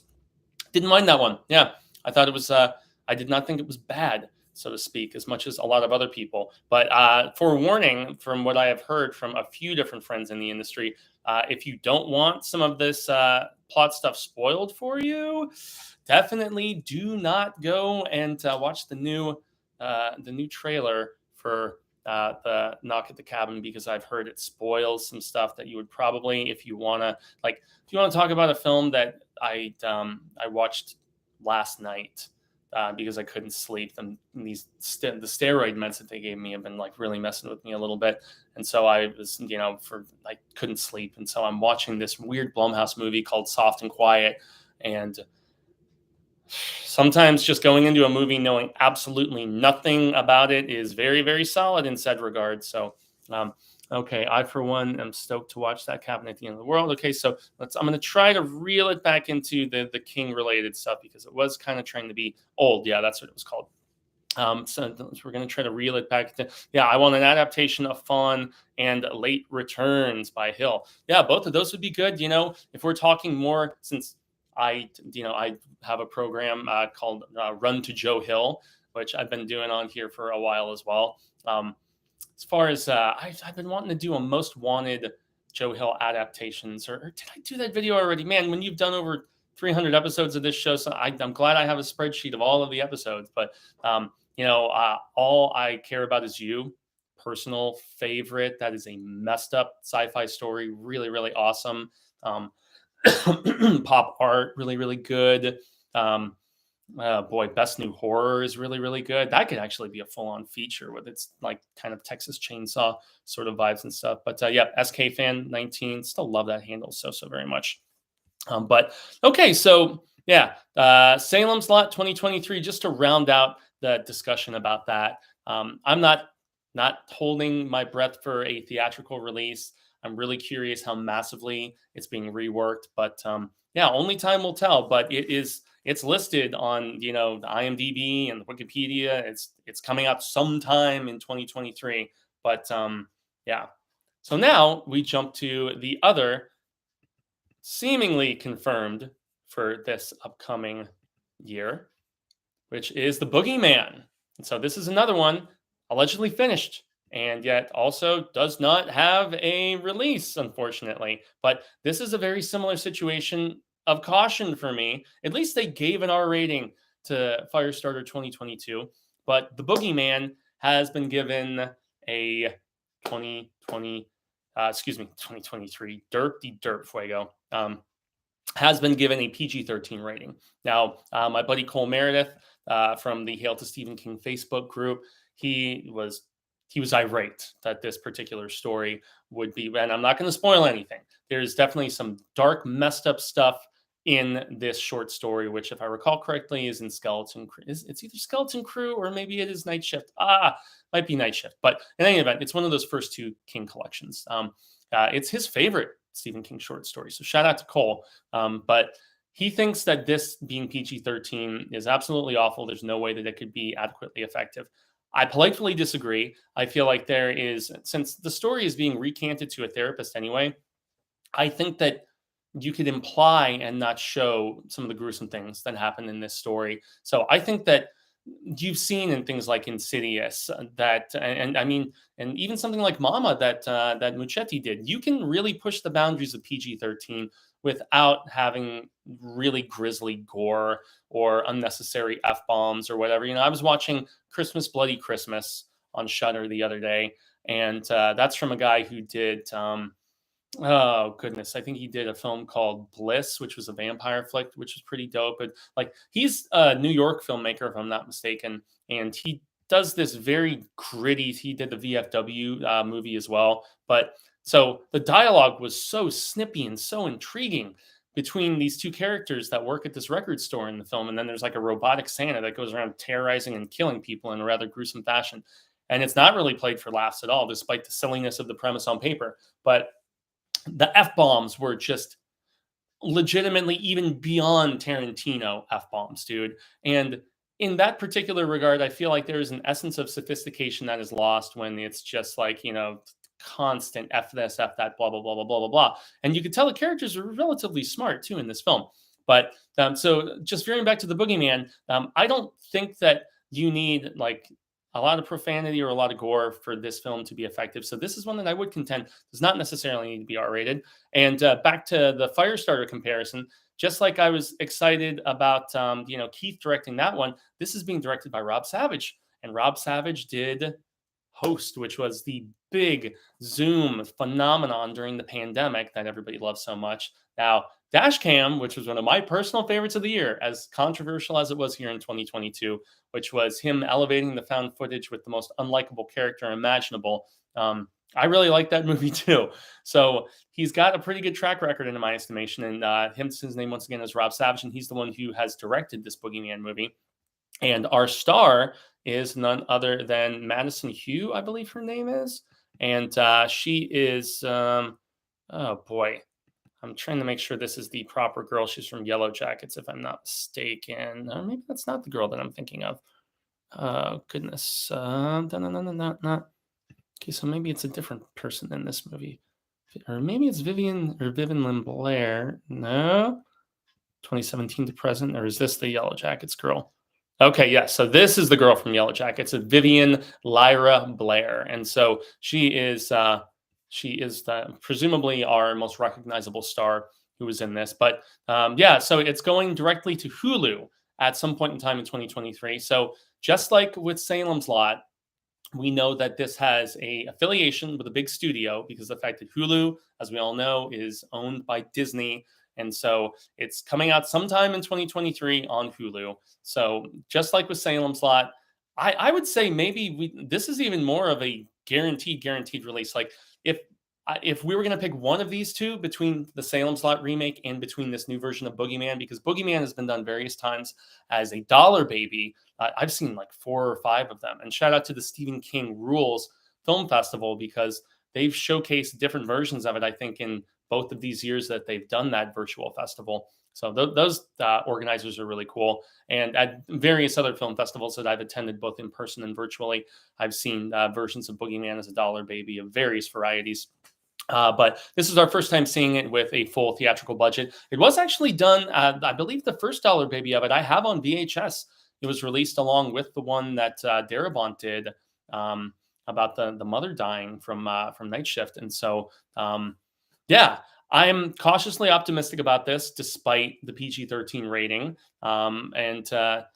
If I was once again going to say that if there's a chance that one of these is not ever seen, as unlikely as that probably is, as Movie Mike implied with regards to Salem's Lot, I would say that, it's a done deal that we are seeing the Boogeyman because it's going to Hulu, because that's where it is. it is being released. So for everybody who has heard about this project, or if you're just hearing the announcement from me here right now, give some thoughts about the Boogeyman. Do you like the short story? Do you think, like my buddy Cole, if it is top tier King, do you think, if you are familiar with the story, if it can exist in the realm of PG-13, or does it really need to go for that gory hole sort of approach? So Yellow Jacket season 2, yeah, that's actually coming in either February or March. And if y'all haven't seen Yellow Jackets, it's one of the reasons to at least get a Showtime trial. They've got 30-day trials for free right now.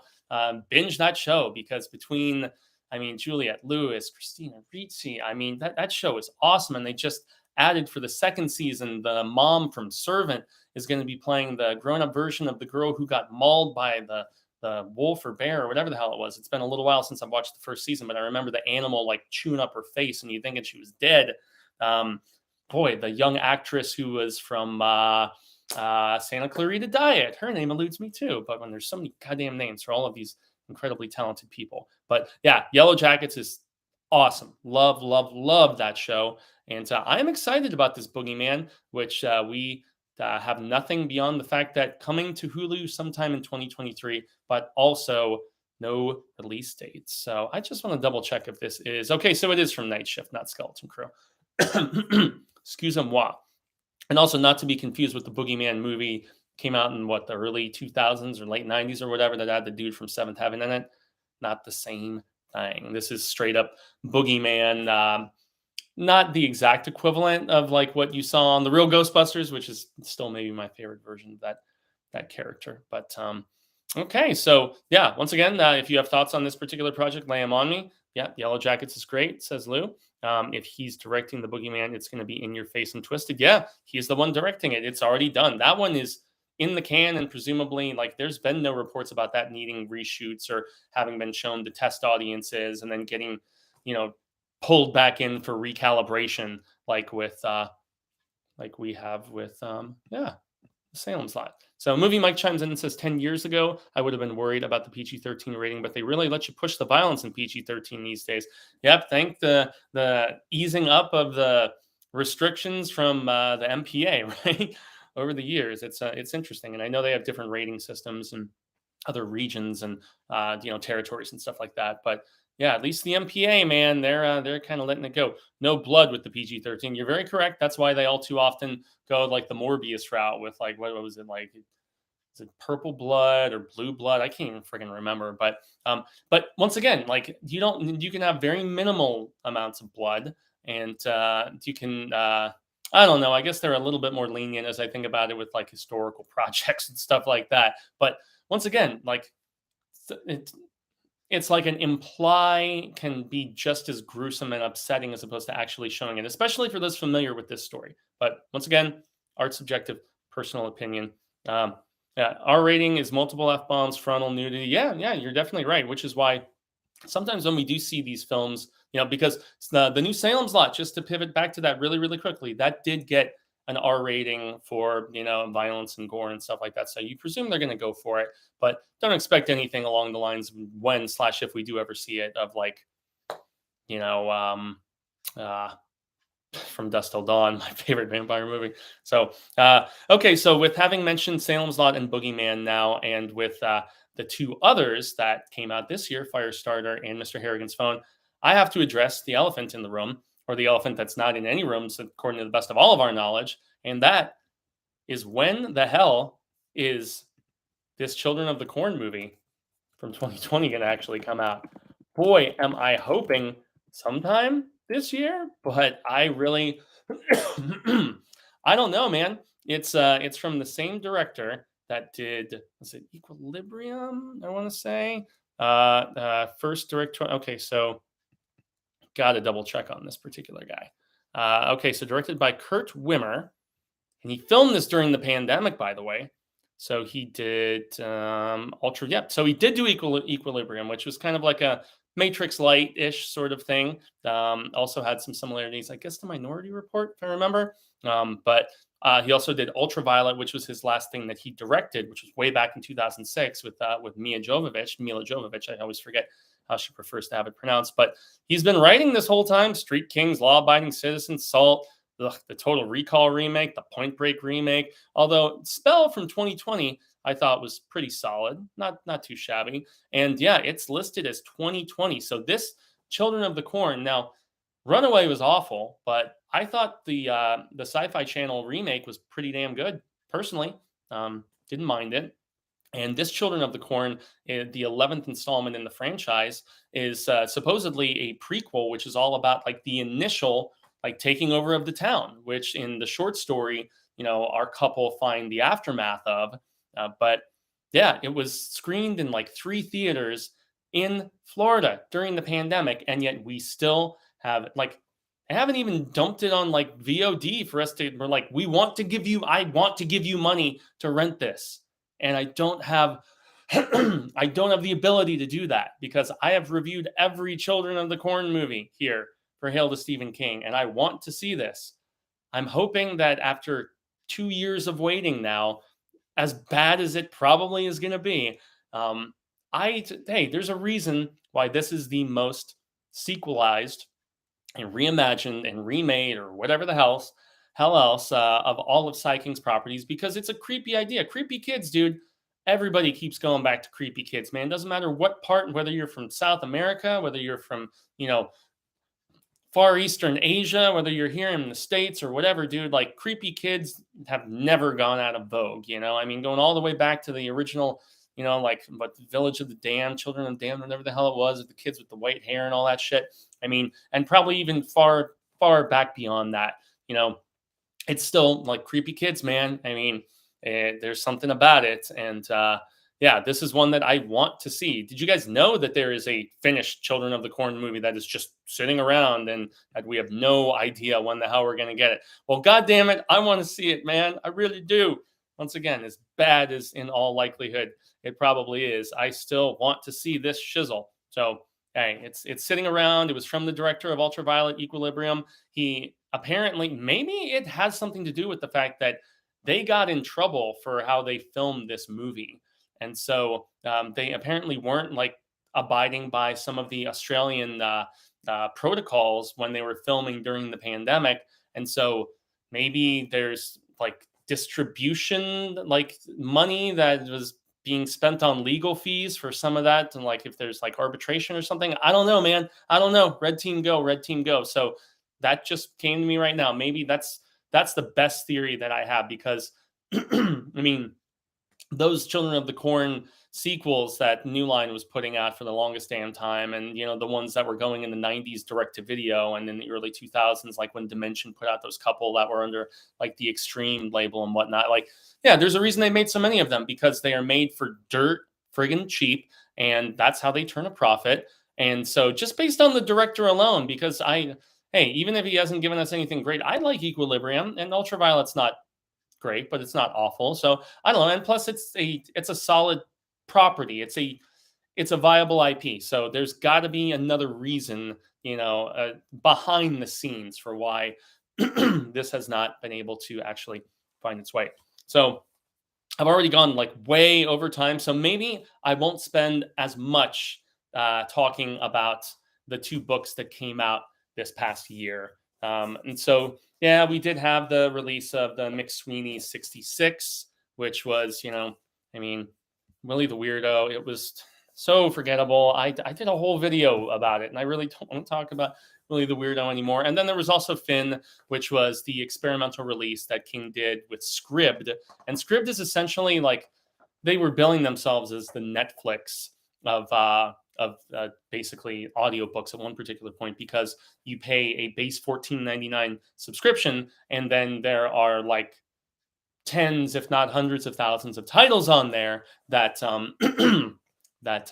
yeah, you have access to, that you can either download or stream or whatever. So as opposed to spending $14.99 a month of your Audible One credit, you spend $14.99 a month and you have just a myriad of titles from all kinds of big time authors. And I think King does have a very, very large contingent, if not just about all of his stuff on there. So Finn was, it was another King veering into like kidnapping and crime and, hostagey sort of. Anyway, if you want to hear my thoughts on that one, if you want a whole video about it, it's very much like the red screen that he did last year, which was I don't know. Like some of these experimental releases, I'm not the biggest fan of. Some of these are uncollected. I mean, he's going to end up putting out another one that's a follow up to Bizarre Bad Dreams in the next 5 years. He has to, because he has enough that are starting to like pile up at this particular point, especially with one of the tales that is apparently coming out in 2023, which he mentioned in an interview that he did when he was a guest on the Losers Club podcast, where he talked about rattlesnakes, which is apparently, it's weird that he described it as a sequel to Cujo. And this is a novella that he said is coming out sometime next year.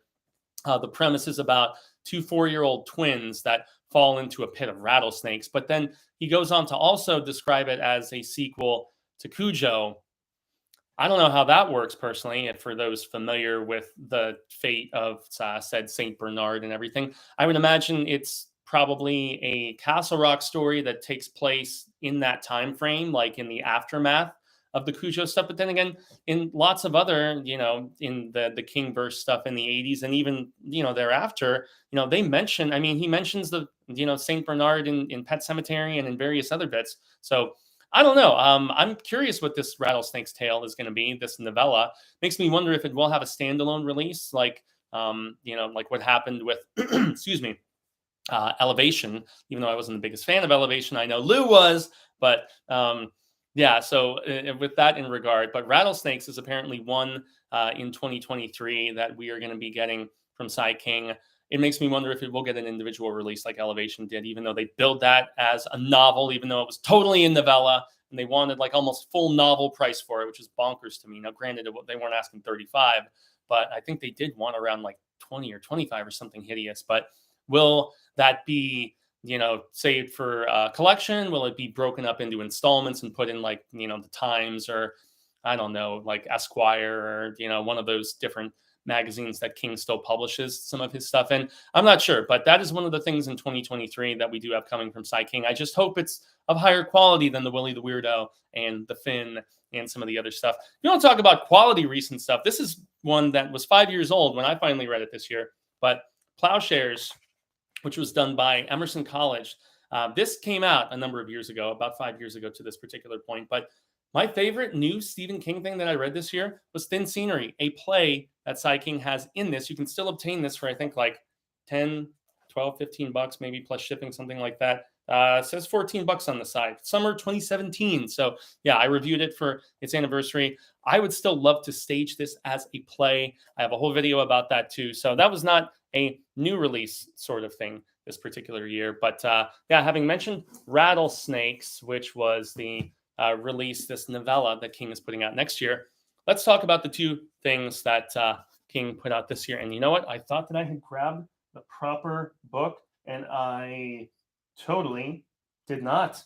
Wow, epic fail, Fuego. So I guess, yeah, we will. I will just be showcasing, yes, the sequel to Gwendy's Magic Feather, which is what came out this year, Gwendy's Final Task. And I've already talked at length in both a regular review and the spoiler review about Gwendy's Final Task.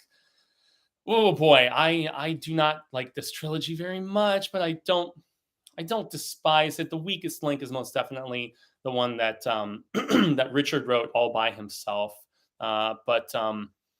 Yeah, Gwendy's Final Task leaned very, very heavily into the tower stuff, and it really made me wonder if it was Chismar really just kind of whispering King's ear about how we really need to. It was a tale that, with Richard Ferris, you knew who that was implied to be, although it seems like there was a moderate retcon with that as the series went on, which I did not particularly like. But then again, art's interpretive and all that different stuff. But at the end of the day, I think the first book is the strongest. It's the simplest. It's another Castle Rock story. Talk about going batshit crazy off the rails, though. Like Gwendy going to space and all this different stuff. I mean, yeah, Final Task. If you want to talk about reactionary writing, you think this was reactionary writing, man? Like, oh my goodness.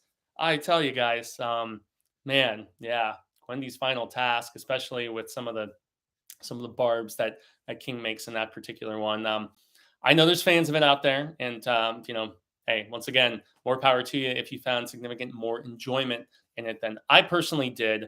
but Gwendy's Final Task being the novel proper that King put out this particular year. Not the biggest fan, unfortunately. So that was our 2022 entry. And once again, if you want a non-spoiler review, we have in the Stephen King focused episodes playlist here on the Horror Show. You have all of that stuff to look forward to and to check out.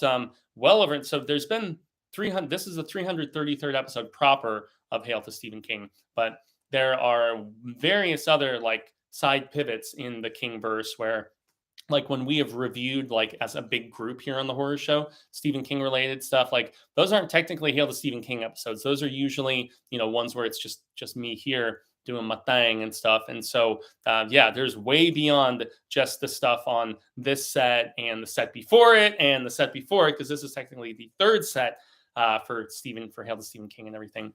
And so, Gwendy's Final Task. Did you like it? Let me know what you thought, whether in the comments after the fact, down here below or if you're still here in the group chat. Much appreciated for those who have tuned into this live. We still have 20-something people, which is very, very dope. If you haven't given that little thumbs up-y thing, means a hell of a lot and is greatly appreciated. If you are digging the proceedings. But man, Final Task, I was not the biggest fan of. It was very much another one of those like amalgamation sort of situations, I thought, where you had King, and this is maybe where I blame Richard a little bit, even if that's probably not necessarily fair, but it's definitely where I feel like it was trying to, fit square sort of wood piece into a circle almost. It was like trying to make stuff cohesive that wasn't necessarily just having the best time about that sort of thing. And so for that reason, I can't say that I love or recommend that trilogy. But for completeness, I mean, hey, I would say start out with the first book. Start out with Gwendy's Button Box, and I mean, Gwendy is still a very virtuous, endearing character, but she does really turn into. I know it's a controversial term. She turns into one hell of a Mary Sue, dude. She really, really does. And I don't know. It's just a little bit off-putting, at least for me personally. But so Final Task. Yep, Lou, I knew you were going to say it. CK2D. I have been hitting the hot tea this entire time, man. It's okay. It's okay. I'm hanging tough as tough as I can. Acute bronchitis was what the urgent care peeps ended up giving me, and so they're hitting me with the verdict of, and so the sickest that. Man, once again, the pandemic and just like sick, and then you think your immune system is like back to proper accord, and just maybe continued susceptibility of just not ever getting completely back to full strength, and also like being a desert dweller here in Arizona and in the valley of Metro Phoenix area and stuff. Like it still does get. It's like the oh goodness, like the Kings of Leon song, Cold in the Desert. It does get cold in the desert, most notably at night. And so, I mean, we were getting into the low 40s Fahrenheit. And, I drive around and do some workout in the cold at night sometimes. And it's not really like I'm susceptible to the cold, like big time, unfortunately. And so, but thank you for the inquiry and for the concern. It was a rough week, and I finally had to just bite down and admit that I'm not going to get better with just bed rest and vitamin C and just tuning everything out. I had to finally seek some professional medical attention. And Movie Mike says maybe means it is like a spiritual successor to Cujo rather than an outright sequel. I have not heard the quote though. Excuse me. Yeah. Spiritual successor, sure. Just kind of like I was just re-listening to Nightmares and Dreamscapes in its entirety, and I forget the specifics. I believe it was because there was a short story with it. I'm just going to double check. There was a short story that I was watching. Oh yeah, that's right. Derps the Night Flyer. So the Night Flyer, the short story, is collected in Nightmares and Dreamscapes. So I wanted to re-listen to the short story of the Night Flyer after rewatching the Miguel Ferrer film. just to just see the similarities. One of the other few adaptations where I feel like the adaptation was a little bit better than the short. The short is great, but the movie is even better. I love that movie. I think it's really solid. But so there is I believe it's It Grows. No, it's not It Grows on You. Can't be that one. It's not Rainy Season. Goodness Lord. Is it maybe it's The House on Maple Street? Nope, it's not that one either. That's about the Bradbury children, and the one that had big time echoes of well, in any event, it's probably the meds just really messing with me and not being able to recall it. It's not Dedication. Goodness Lord, I feel like such a turple right now. Well, in any event, there is a story that King describes in this particular collection as maybe it is this one, and it's just okay, yes, it is this one, and King just kind of reworked it, and said that it was almost like a spiritual success. Yes, because this is okay. It Grows on You. This is the one I was thinking of, and my first instincts were correct in the fact that It Grows on You. He said it was almost like a little mini epilogue to Needful Things, and yep, it even says the story also serves somewhat as an epilogue to Needful Things, and so yeah, that spiritual sequel, whatever sort of thing. Yeah, maybe it would even have like surviving characters, like Dee Wallace's mother, the name of which eludes me. Maybe it focuses on, who knows, maybe those parents get back together and they have twins, and the two of them fall into a rattlesnake pit or something. I don't know, but yeah, I'm agreeing with you, Movie Mike, that that's probably the route that he is going, as opposed to anything else. So. That's my thoughts. I really don't want to talk more about Gwendy. Everyone knows it's Gwendy. So yeah, I'm definitely over that. I thought the Gwendy trilogy was okay. The final novel was wild, but came off better than I thought it would. Yeah. And hey, I know a few who like the fact that it went so Easter egg tower connective crazy about it. Myself and Catherine's friend Renee Hubbard, who is a big tower junkie herself. Shout out to her from the Hail to Stephen King Facebook group.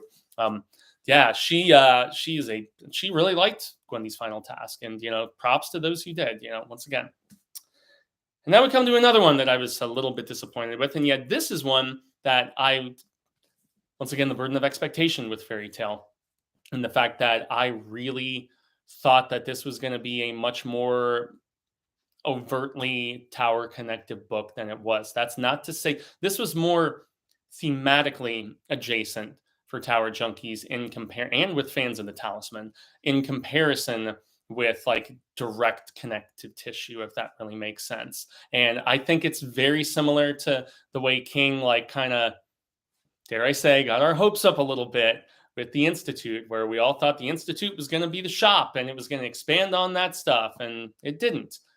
And Fairy Tale doesn't really do that either with regards to, tower related stuff, despite existing in a very similarly lived in fantastical world, similar to, Talisman / half of, Black House at least. And way too much familiarity for me. Yeah, with I was just talking Harrigan's Phone. Really a lot of echoes of that. It's not poorly written, but once again, it felt very much like King trying to do something else that's been done better, according to a lot of other people, by other people. Now, I'm not even super familiar with, Game of Thrones or the Hunger Game of Thrones, or I'm mildly familiar with Tolkien. And yes, I know that King almost attempted to excuse himself for making it so similar in aspects to all of those, because he directly mentions those in the book.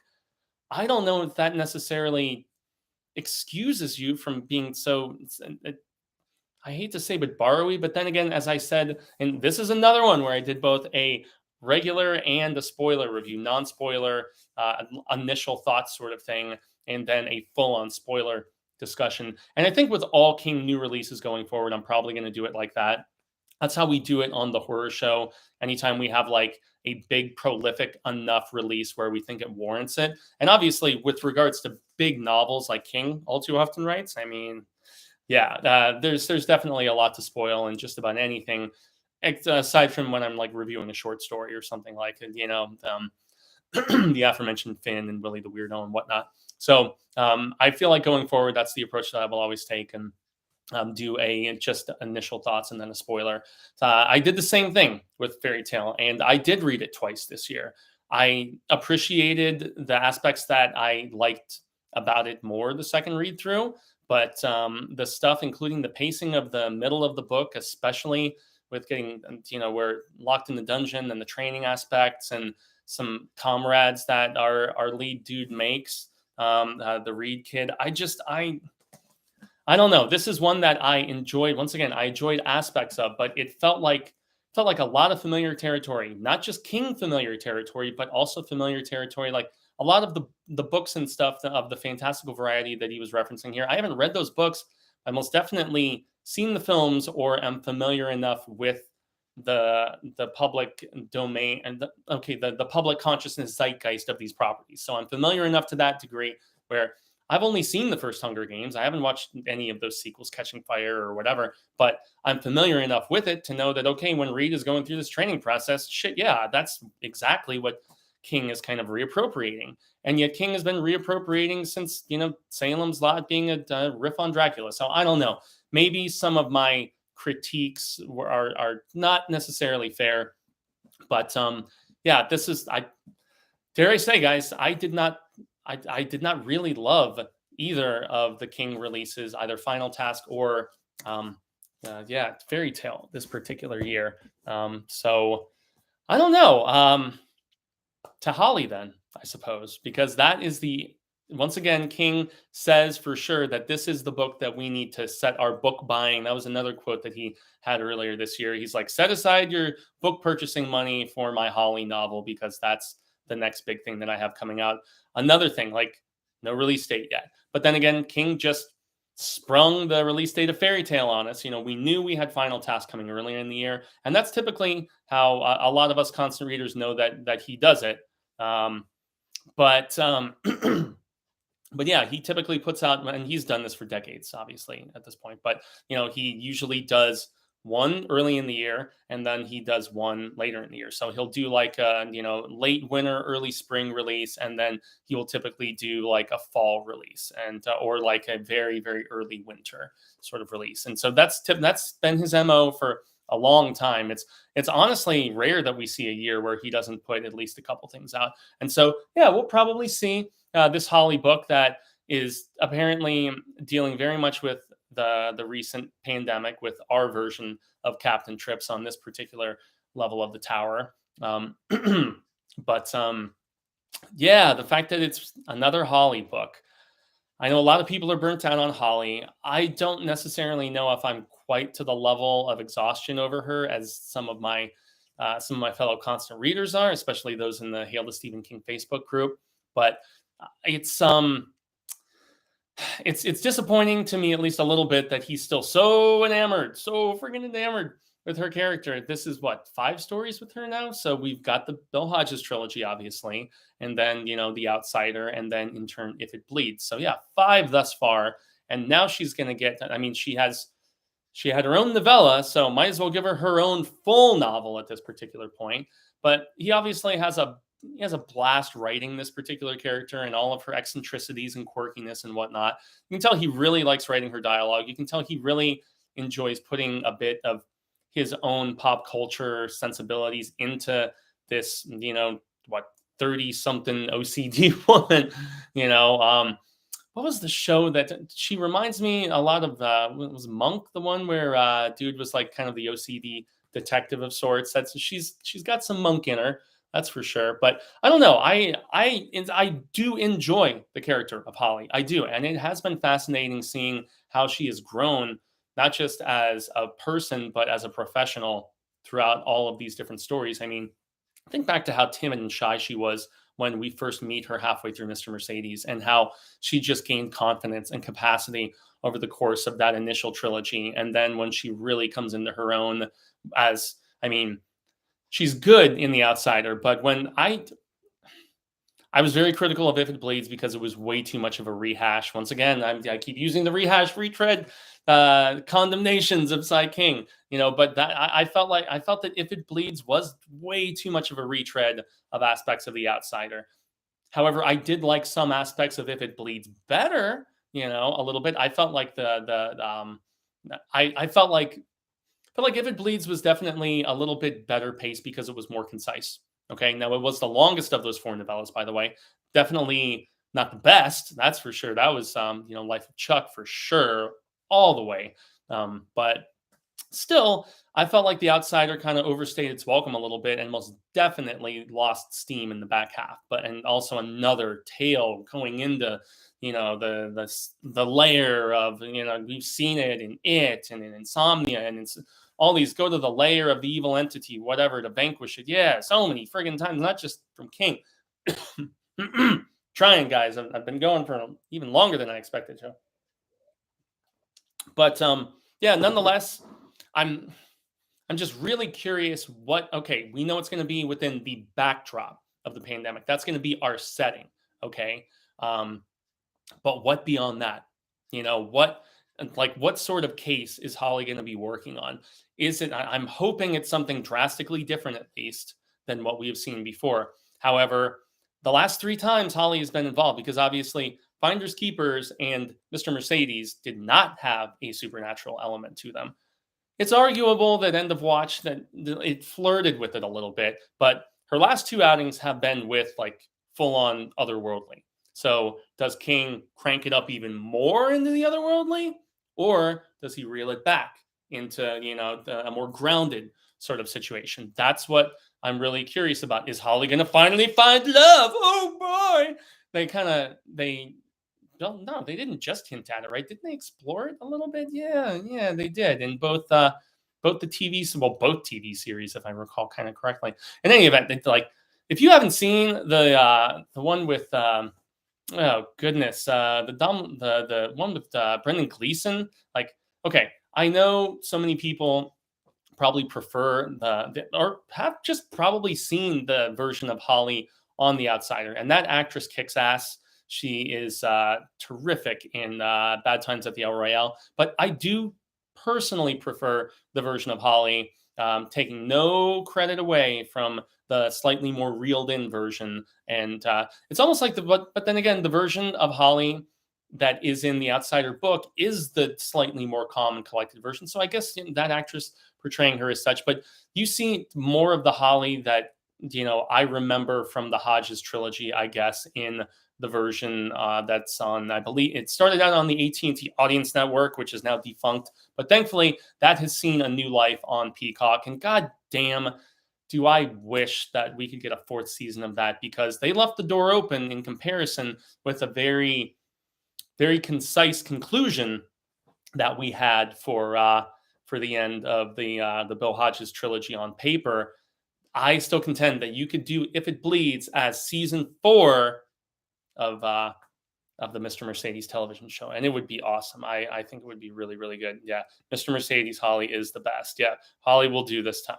So it's just really going to make me wonder what sort of tale King is going to construct for her, to actually find herself in the midst of. What do you guys think? Will it be a more supernatural sort of thing again, or will it be more of a, grounded of this world sort of antagonist, presumably? Will it be something bigger as opposed to just one villain like we had with Brady and El Cuco and whatever the hell the shifter from If It Bleeds? I can't even remember what the hell they called homie there, but he was very similar to what we had in The Outsider. But that is so we have a confirmed novella in Rattlesnakes. We have a confirmed novel, which will presumably be significantly longer, in Holly, and whatever, that's the working title. I highly doubt that that is going to be the finished title of this particular one. I just hope he goes for something a little more imaginative than fairy tale or Later. As much as Later is my favorite of his last 4 releases, but I don't know, man. I mean, come on, King, give us some better titles, dude. Please, daddy, please. So, yeah, that pretty much, as we are just about at the 2-hour mark, and damn, did I not expect to somehow see my voice. Now, granted, I've been having to clear it. I was worried I was going to have a coughing fit, but maybe this, I don't know, this Bigelow tea settling is not an option. Hashtag tea proudly. Haha. Maybe that helped. I would certainly hope so. But yeah, that is it's probably going to be the end of the proceedings today, guys. But it is also time for the announcement of the end of the proceedings of a different sort of fashion. So, as many of you know, or may not be initiated with, the horror show is going through some significant sort of changes of sorts right now. And not only did we see Marsha Parker depart, and so she's still going to be a part of the channel in some capacity, but she's living in South Carolina now. So Marsha, at least as far as the common stuff, is out of the picture. As far as like being able to frequently collaborate with us on the weekly, because she was out just about every other week as much as she could be, being a mother of two and everything, and the awesome person and collaborator that she is. Another big thing, and the biggest thing of all probably for this channel, is the fact that Cecil is in the post-production process of Dylan's new Nightmare, which is his, just big, long in development. I mean, we're talking pre-pandemic in development since the initial funding with the teaser trailer came together. Fan film, which is a sequel to Wes Craven's New Nightmare, brought back Miko Hughes as Dylan Porter, all grown up, trying to make his way in acting just like his mother, Heather Langenkamp. And I was on set for one day. It was awesome what he was doing. Some of the set photos, some of the like little reels that they're putting together as it's being edited currently. It's incredibly exciting. But after we get done with our stuff, the best of the year for 2022, Cecil's going to give more details here in the upcoming future. Probably when we do our best of the year videos, which I believe we're going to be filming sometime this holiday weekend. I'm not sure if we're going live for that, so don't quote me there. But so a lot of attention is going to be focused on that. And the channel is going to be kind of going on a little bit of a hiatus. Once again, Cecil is going to be giving specifics as time goes on. So you'll probably see like a review of Megan and a few other things. But the focus is most definitely going to be on Dylan's New Nightmare in every capacity, as it should be.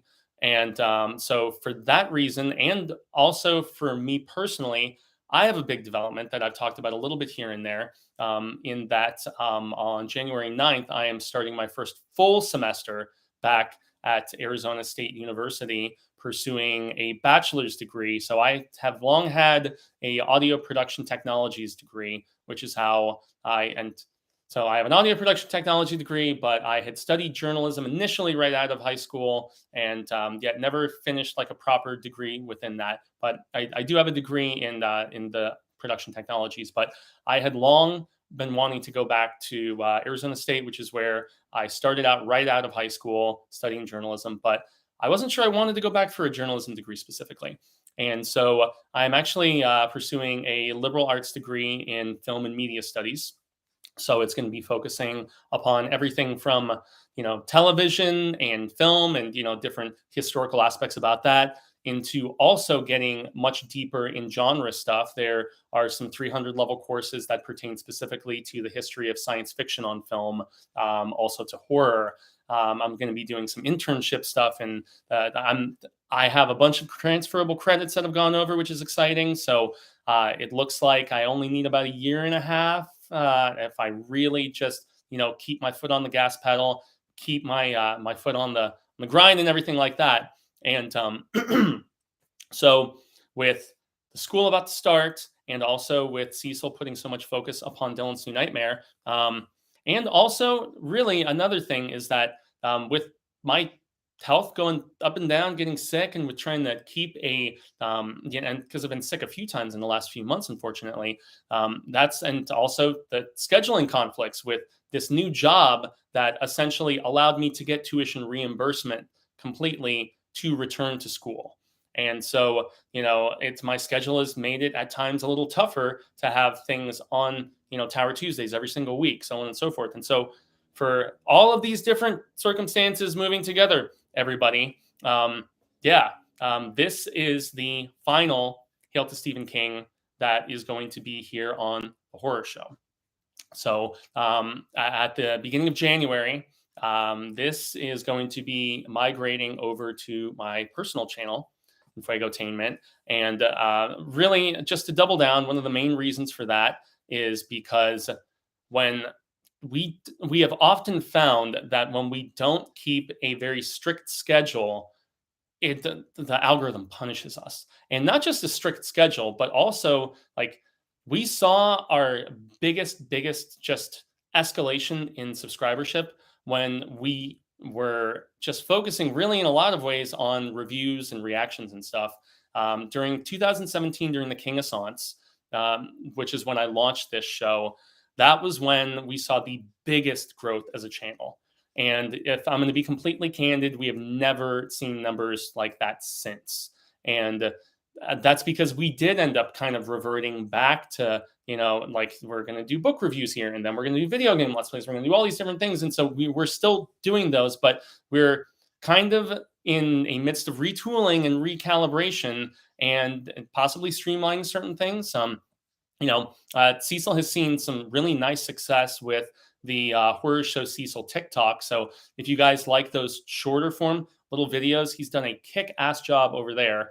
But so it's a culmination of different things of not wanting to hurt the algorithm. If, I have with this upcoming schedule, with school and everything, if I have a crazy busy week and, granted, that would definitely mean I couldn't drive out to Horror Show Studios if I'm steeped in schoolwork. And it also may even mean that I don't necessarily have time to do all the adequate research or reading or viewing or whatever, plus the filming and the editing to get an episode together.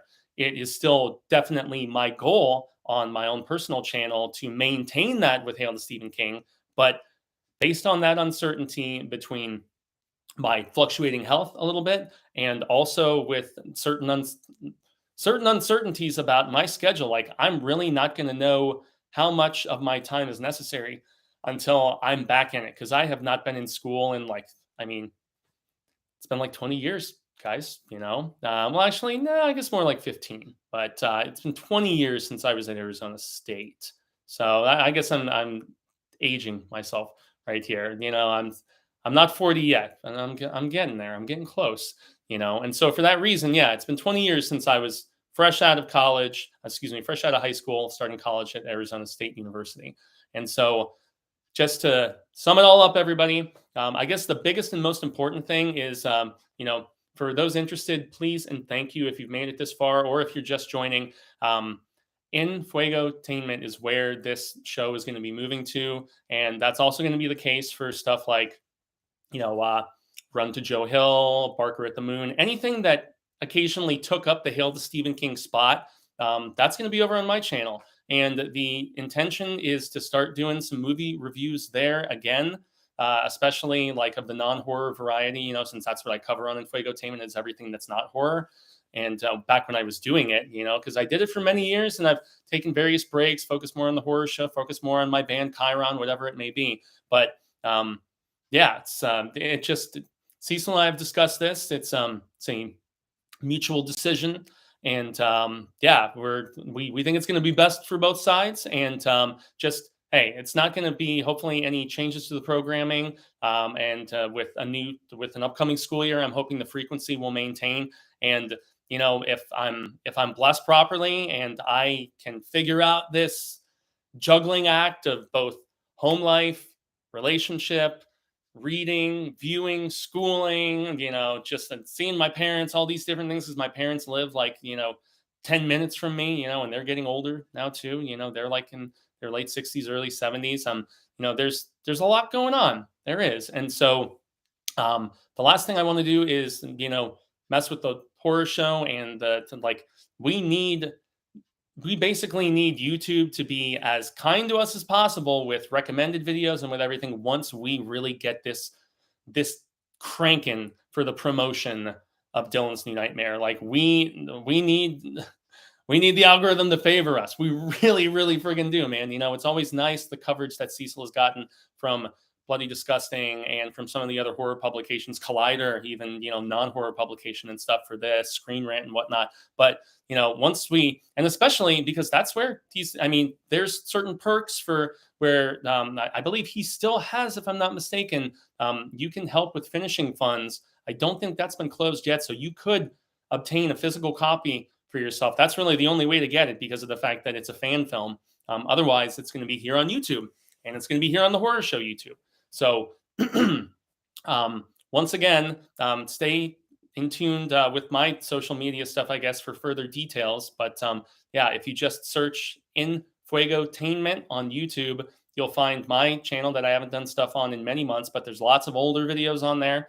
And please subscribe, like, and share, but definitely do not keep your eyes away from here on the Horror Show because, in the next couple of days, we're going to be doing our best of the year stuff. And I hope that anybody who is inclined, if you're not subscribed over there on my personal channel already, migrate over and, subscribe and hit the ding-a-ling because that is where the first live stream book of the month on that channel is going to be for, see it right there? Yeah.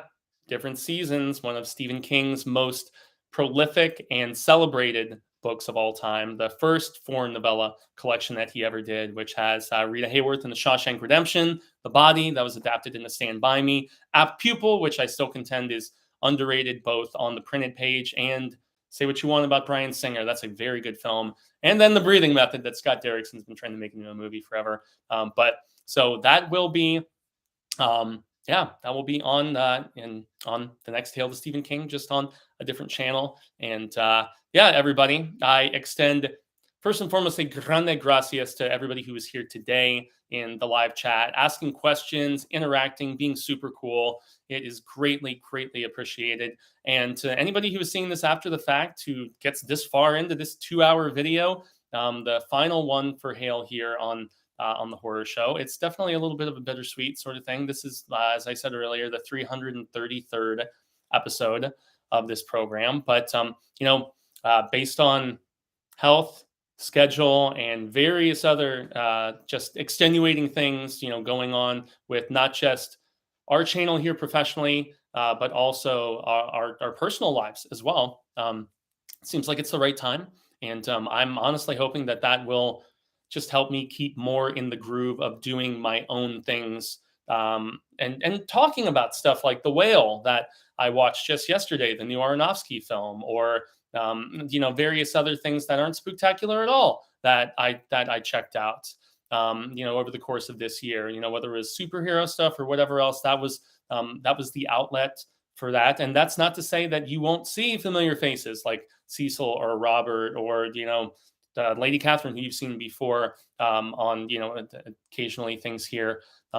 Excuse me. That's you could potentially see all of those people. I know Cecil and I still want to do the end of the tier list ranking stuff for Hail to Stephen King, for the television series and stuff, and for the movies. And so trust me, guys, I still have a massive spreadsheet of all the different things that are going to be covered on Hail to Stephen King, just on a different channel in 2023. So, my socials at Jaime and Fuego, spelled like Jamie, Jaime Enfuego. That's where I will be being as vigilant with updates about this particular program, as it very similar to like what Ryan George did recently with, Screen Rant, I believe was excuse me. I think it was Screen Junkies or Screen Rant. God damn it. Ryan George is the shit. And I love that guy. He's very funny. And he had a program called Pitch Meetings that was for years and years on that particular YouTube channel. And then it moved over to its own separate spot. And so just kind of think of it as that. And you'll still be seeing me as much as we're all still gathering and doing stuff. But once again, as far as like the full extent of any sort of break that we will be taking in the lead up to Dylan's New Nightmare, which is expected sometime in the summer, late summer, early fall, I think. And Cecil is the one to consult, for better details about that. But guys, 333 episodes plus all kinds of other things King related. It's been a hell of a ride, but it is not over. It is just changing lanes, so to speak. And we ain't talking Ben Affleck here. So in any event, guys, I extend a grande gracias, the biggest fucking one that I can come to. I've been Jaime and Fuego once again, all social media sectors, Twitter, which is typically, and when I get sick though, I tend to just go dark on the socials. So it's kind of one of those, it is what it is sort of things. But yeah, typically I spend the predominance of my time on Twitter, little bit of Facebook. I have been, that's the thing. Anytime there's a new year starting, I own domains for Hail to Stephen King and for a few other different things. And so if anybody has suggestions for ways to enhance this content, as far as like, I am from a print background, and so that's something that I've been doing videos for 6 years now about Stephen King, but maybe essays would be an interesting sort of approach. I'm not sure, man, but the gears are turning, especially with hopefully my health getting back into a little bit of a better state and stuff, and also with as of the first with my new employer, I have medical coverage again, which is great. I've been without it since I was laid off from my day job at the beginning of the pandemic. So for, oh boy, almost 3 years I've been without it now, which is kind of crazy. And to just kind of, living on the edge kind of thing, if I ever did get sick and stuff. And so, yeah, it's a blessing that I have that again, but yeah, I'm the gears are turning in my head for a lot of interesting ways to cover psyching better for all of you guys. So if you have suggestions or recommendations or anything like that, should I start a Discord? Should I develop that.com? I'm not sure. I'm so enthusiastic about El Rey, my beloved author. I really, I'm open to any sort of suggestions, collaborations, provided whatever my weird schedule becomes in these next few months, man. I'm really, really stoked about all of that. So yeah, these are just food for thought, and I so supremely appreciate anybody who can advise me in some of these sectors of the interwebs that there is something called complacency, where you find success in certain sectors and then you're kind of hesitant to veer into areas where you're inexperienced, I suppose. But isn't that what life is about, is taking those sort of risks and getting more acclimated with different things? That's why I'm going back to school. It's very much a scary sort of process. And I'm just like, I've never been somebody, living with a partner, with aging parents, still in relatively good health, thank God, but, full-time job and full-time school. I mean, yeah, now granted only 2 at a time, but this online program is accelerated. And so I don't know, I'm bracing myself for an interesting ride. And 100% for sure, though, since classes don't start till January 9th, provided I stay as healthy, fingers firmly crossed, and don't like fall back into getting sick again, because that's the thing during these colder months, man. Sometimes you think you beat the cold or the crud or the crap or whatever. And yeah, the bronchitis was killing me last week. So I don't know. But next week on my personal channel will be the discussion about different seasons. So I'm just going to look at these last few things, just posting the new Hail videos on his personal channel. Keep getting better and kicking ass, Fuego. Stephen King Talk, already subscribed, so I'll see everyone there. Congrats on school, you'll do great. Is there a link to your channel in the description? I'm not sure if there is, but you know what, I will just put one here in the chat real quick as we wrap things up. I do believe it's still under my personal handle, but let's see if that actually takes us to it. Yep, there it is. So it's right there in the chat. Yep, that shows how long ago I reviewed something, was when I did my review of the Batman earlier this year. So then one of the main reasons also why, so just to give this last little bit of detail, is that so with this particular employer, I essentially had to hit, as often happens with these sort of tuition reimbursement sort of things, I had to hit a certain amount of hours as an employee to actually qualify for this particular tuition reimbursement through Arizona State. And so for that reason, since early this year, and this is another reason why in Fuegotainment, really was in such a tough spot and was neglected so long. I was working like sometimes 50+ hour work weeks trying to hit the qualification. And so I hit the qualification in October, and then in October was when I readmitted to Arizona State. And I'm currently on what they call an academic probation because of the fact that when I was at Arizona State like 20 years ago, I dropped out, and so I'm on this academic probation because I have to get my GPA back up. And, thankfully I'm older, I'm wiser, fingers firmly crossed in that regard too, but yeah, so this process has taken a good chunk of this year. And so that's where I'm like, now my work week has kind of calmed down a little bit where I'm not having to log those bonkers 50, sometimes close to 60-hour work weeks so that I could hit that threshold and then go back to around to 40-ish and, be more okay because I am an independent contractor with this particular company.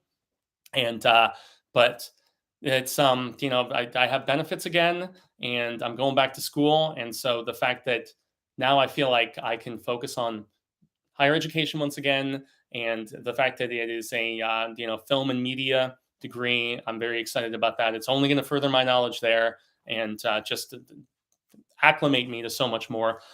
And there's the voice finally starting to go out on me a little bit. But yeah, the hope and the intent is that 2023 is going to be great for Hail to Stephen King and also for my capacity to cover lots of other things. So, all right. So I see yes to Discord. Maybe that's who I need to consult about Discord, man, is Mike K from Mike's Book Reviews. He's championed it to me so much. And I mean, that's where I really, really want to just do a lot more book coverage. I mean, as much as I love talking about King films and TV series and things like that, the literary angle is where that's why when I started Stephen King recommended horror earlier this year, and when I did the Nick Cutter books, and then when I did Scott Smith, The Ruins, I have 2 new authors that are Stephen King recommended that I have plans for 2023. One is Bentley Little, local Arizona guy himself, and then the other one is Dan Simmons. And so those are the 2 authors that I want to focus on some of their bibliography, and I plan to do that on my personal channel next year.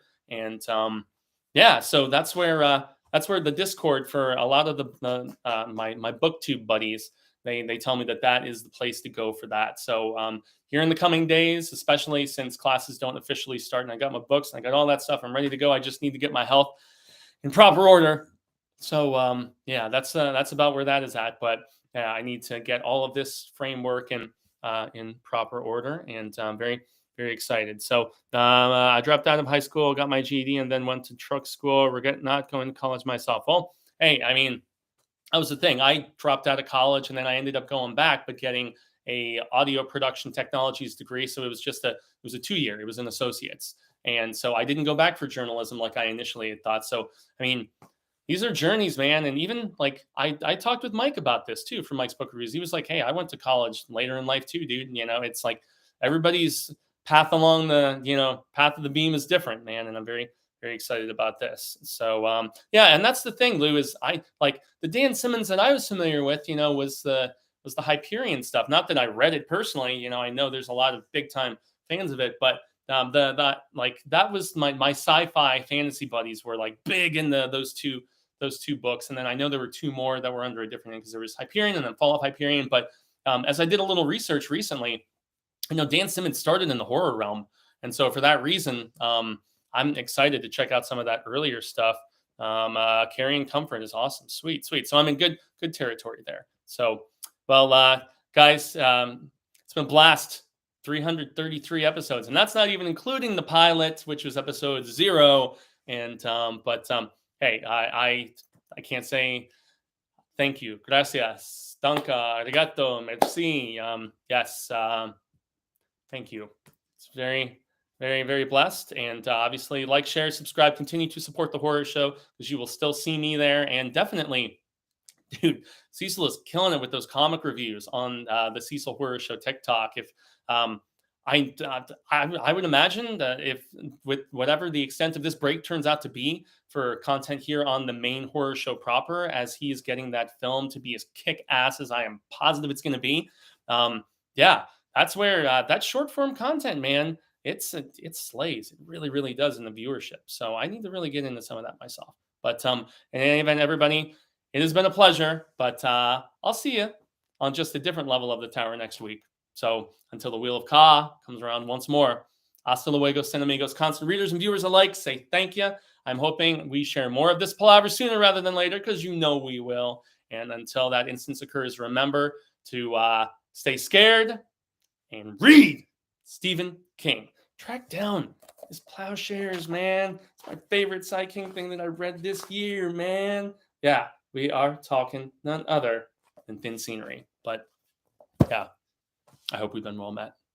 Peace.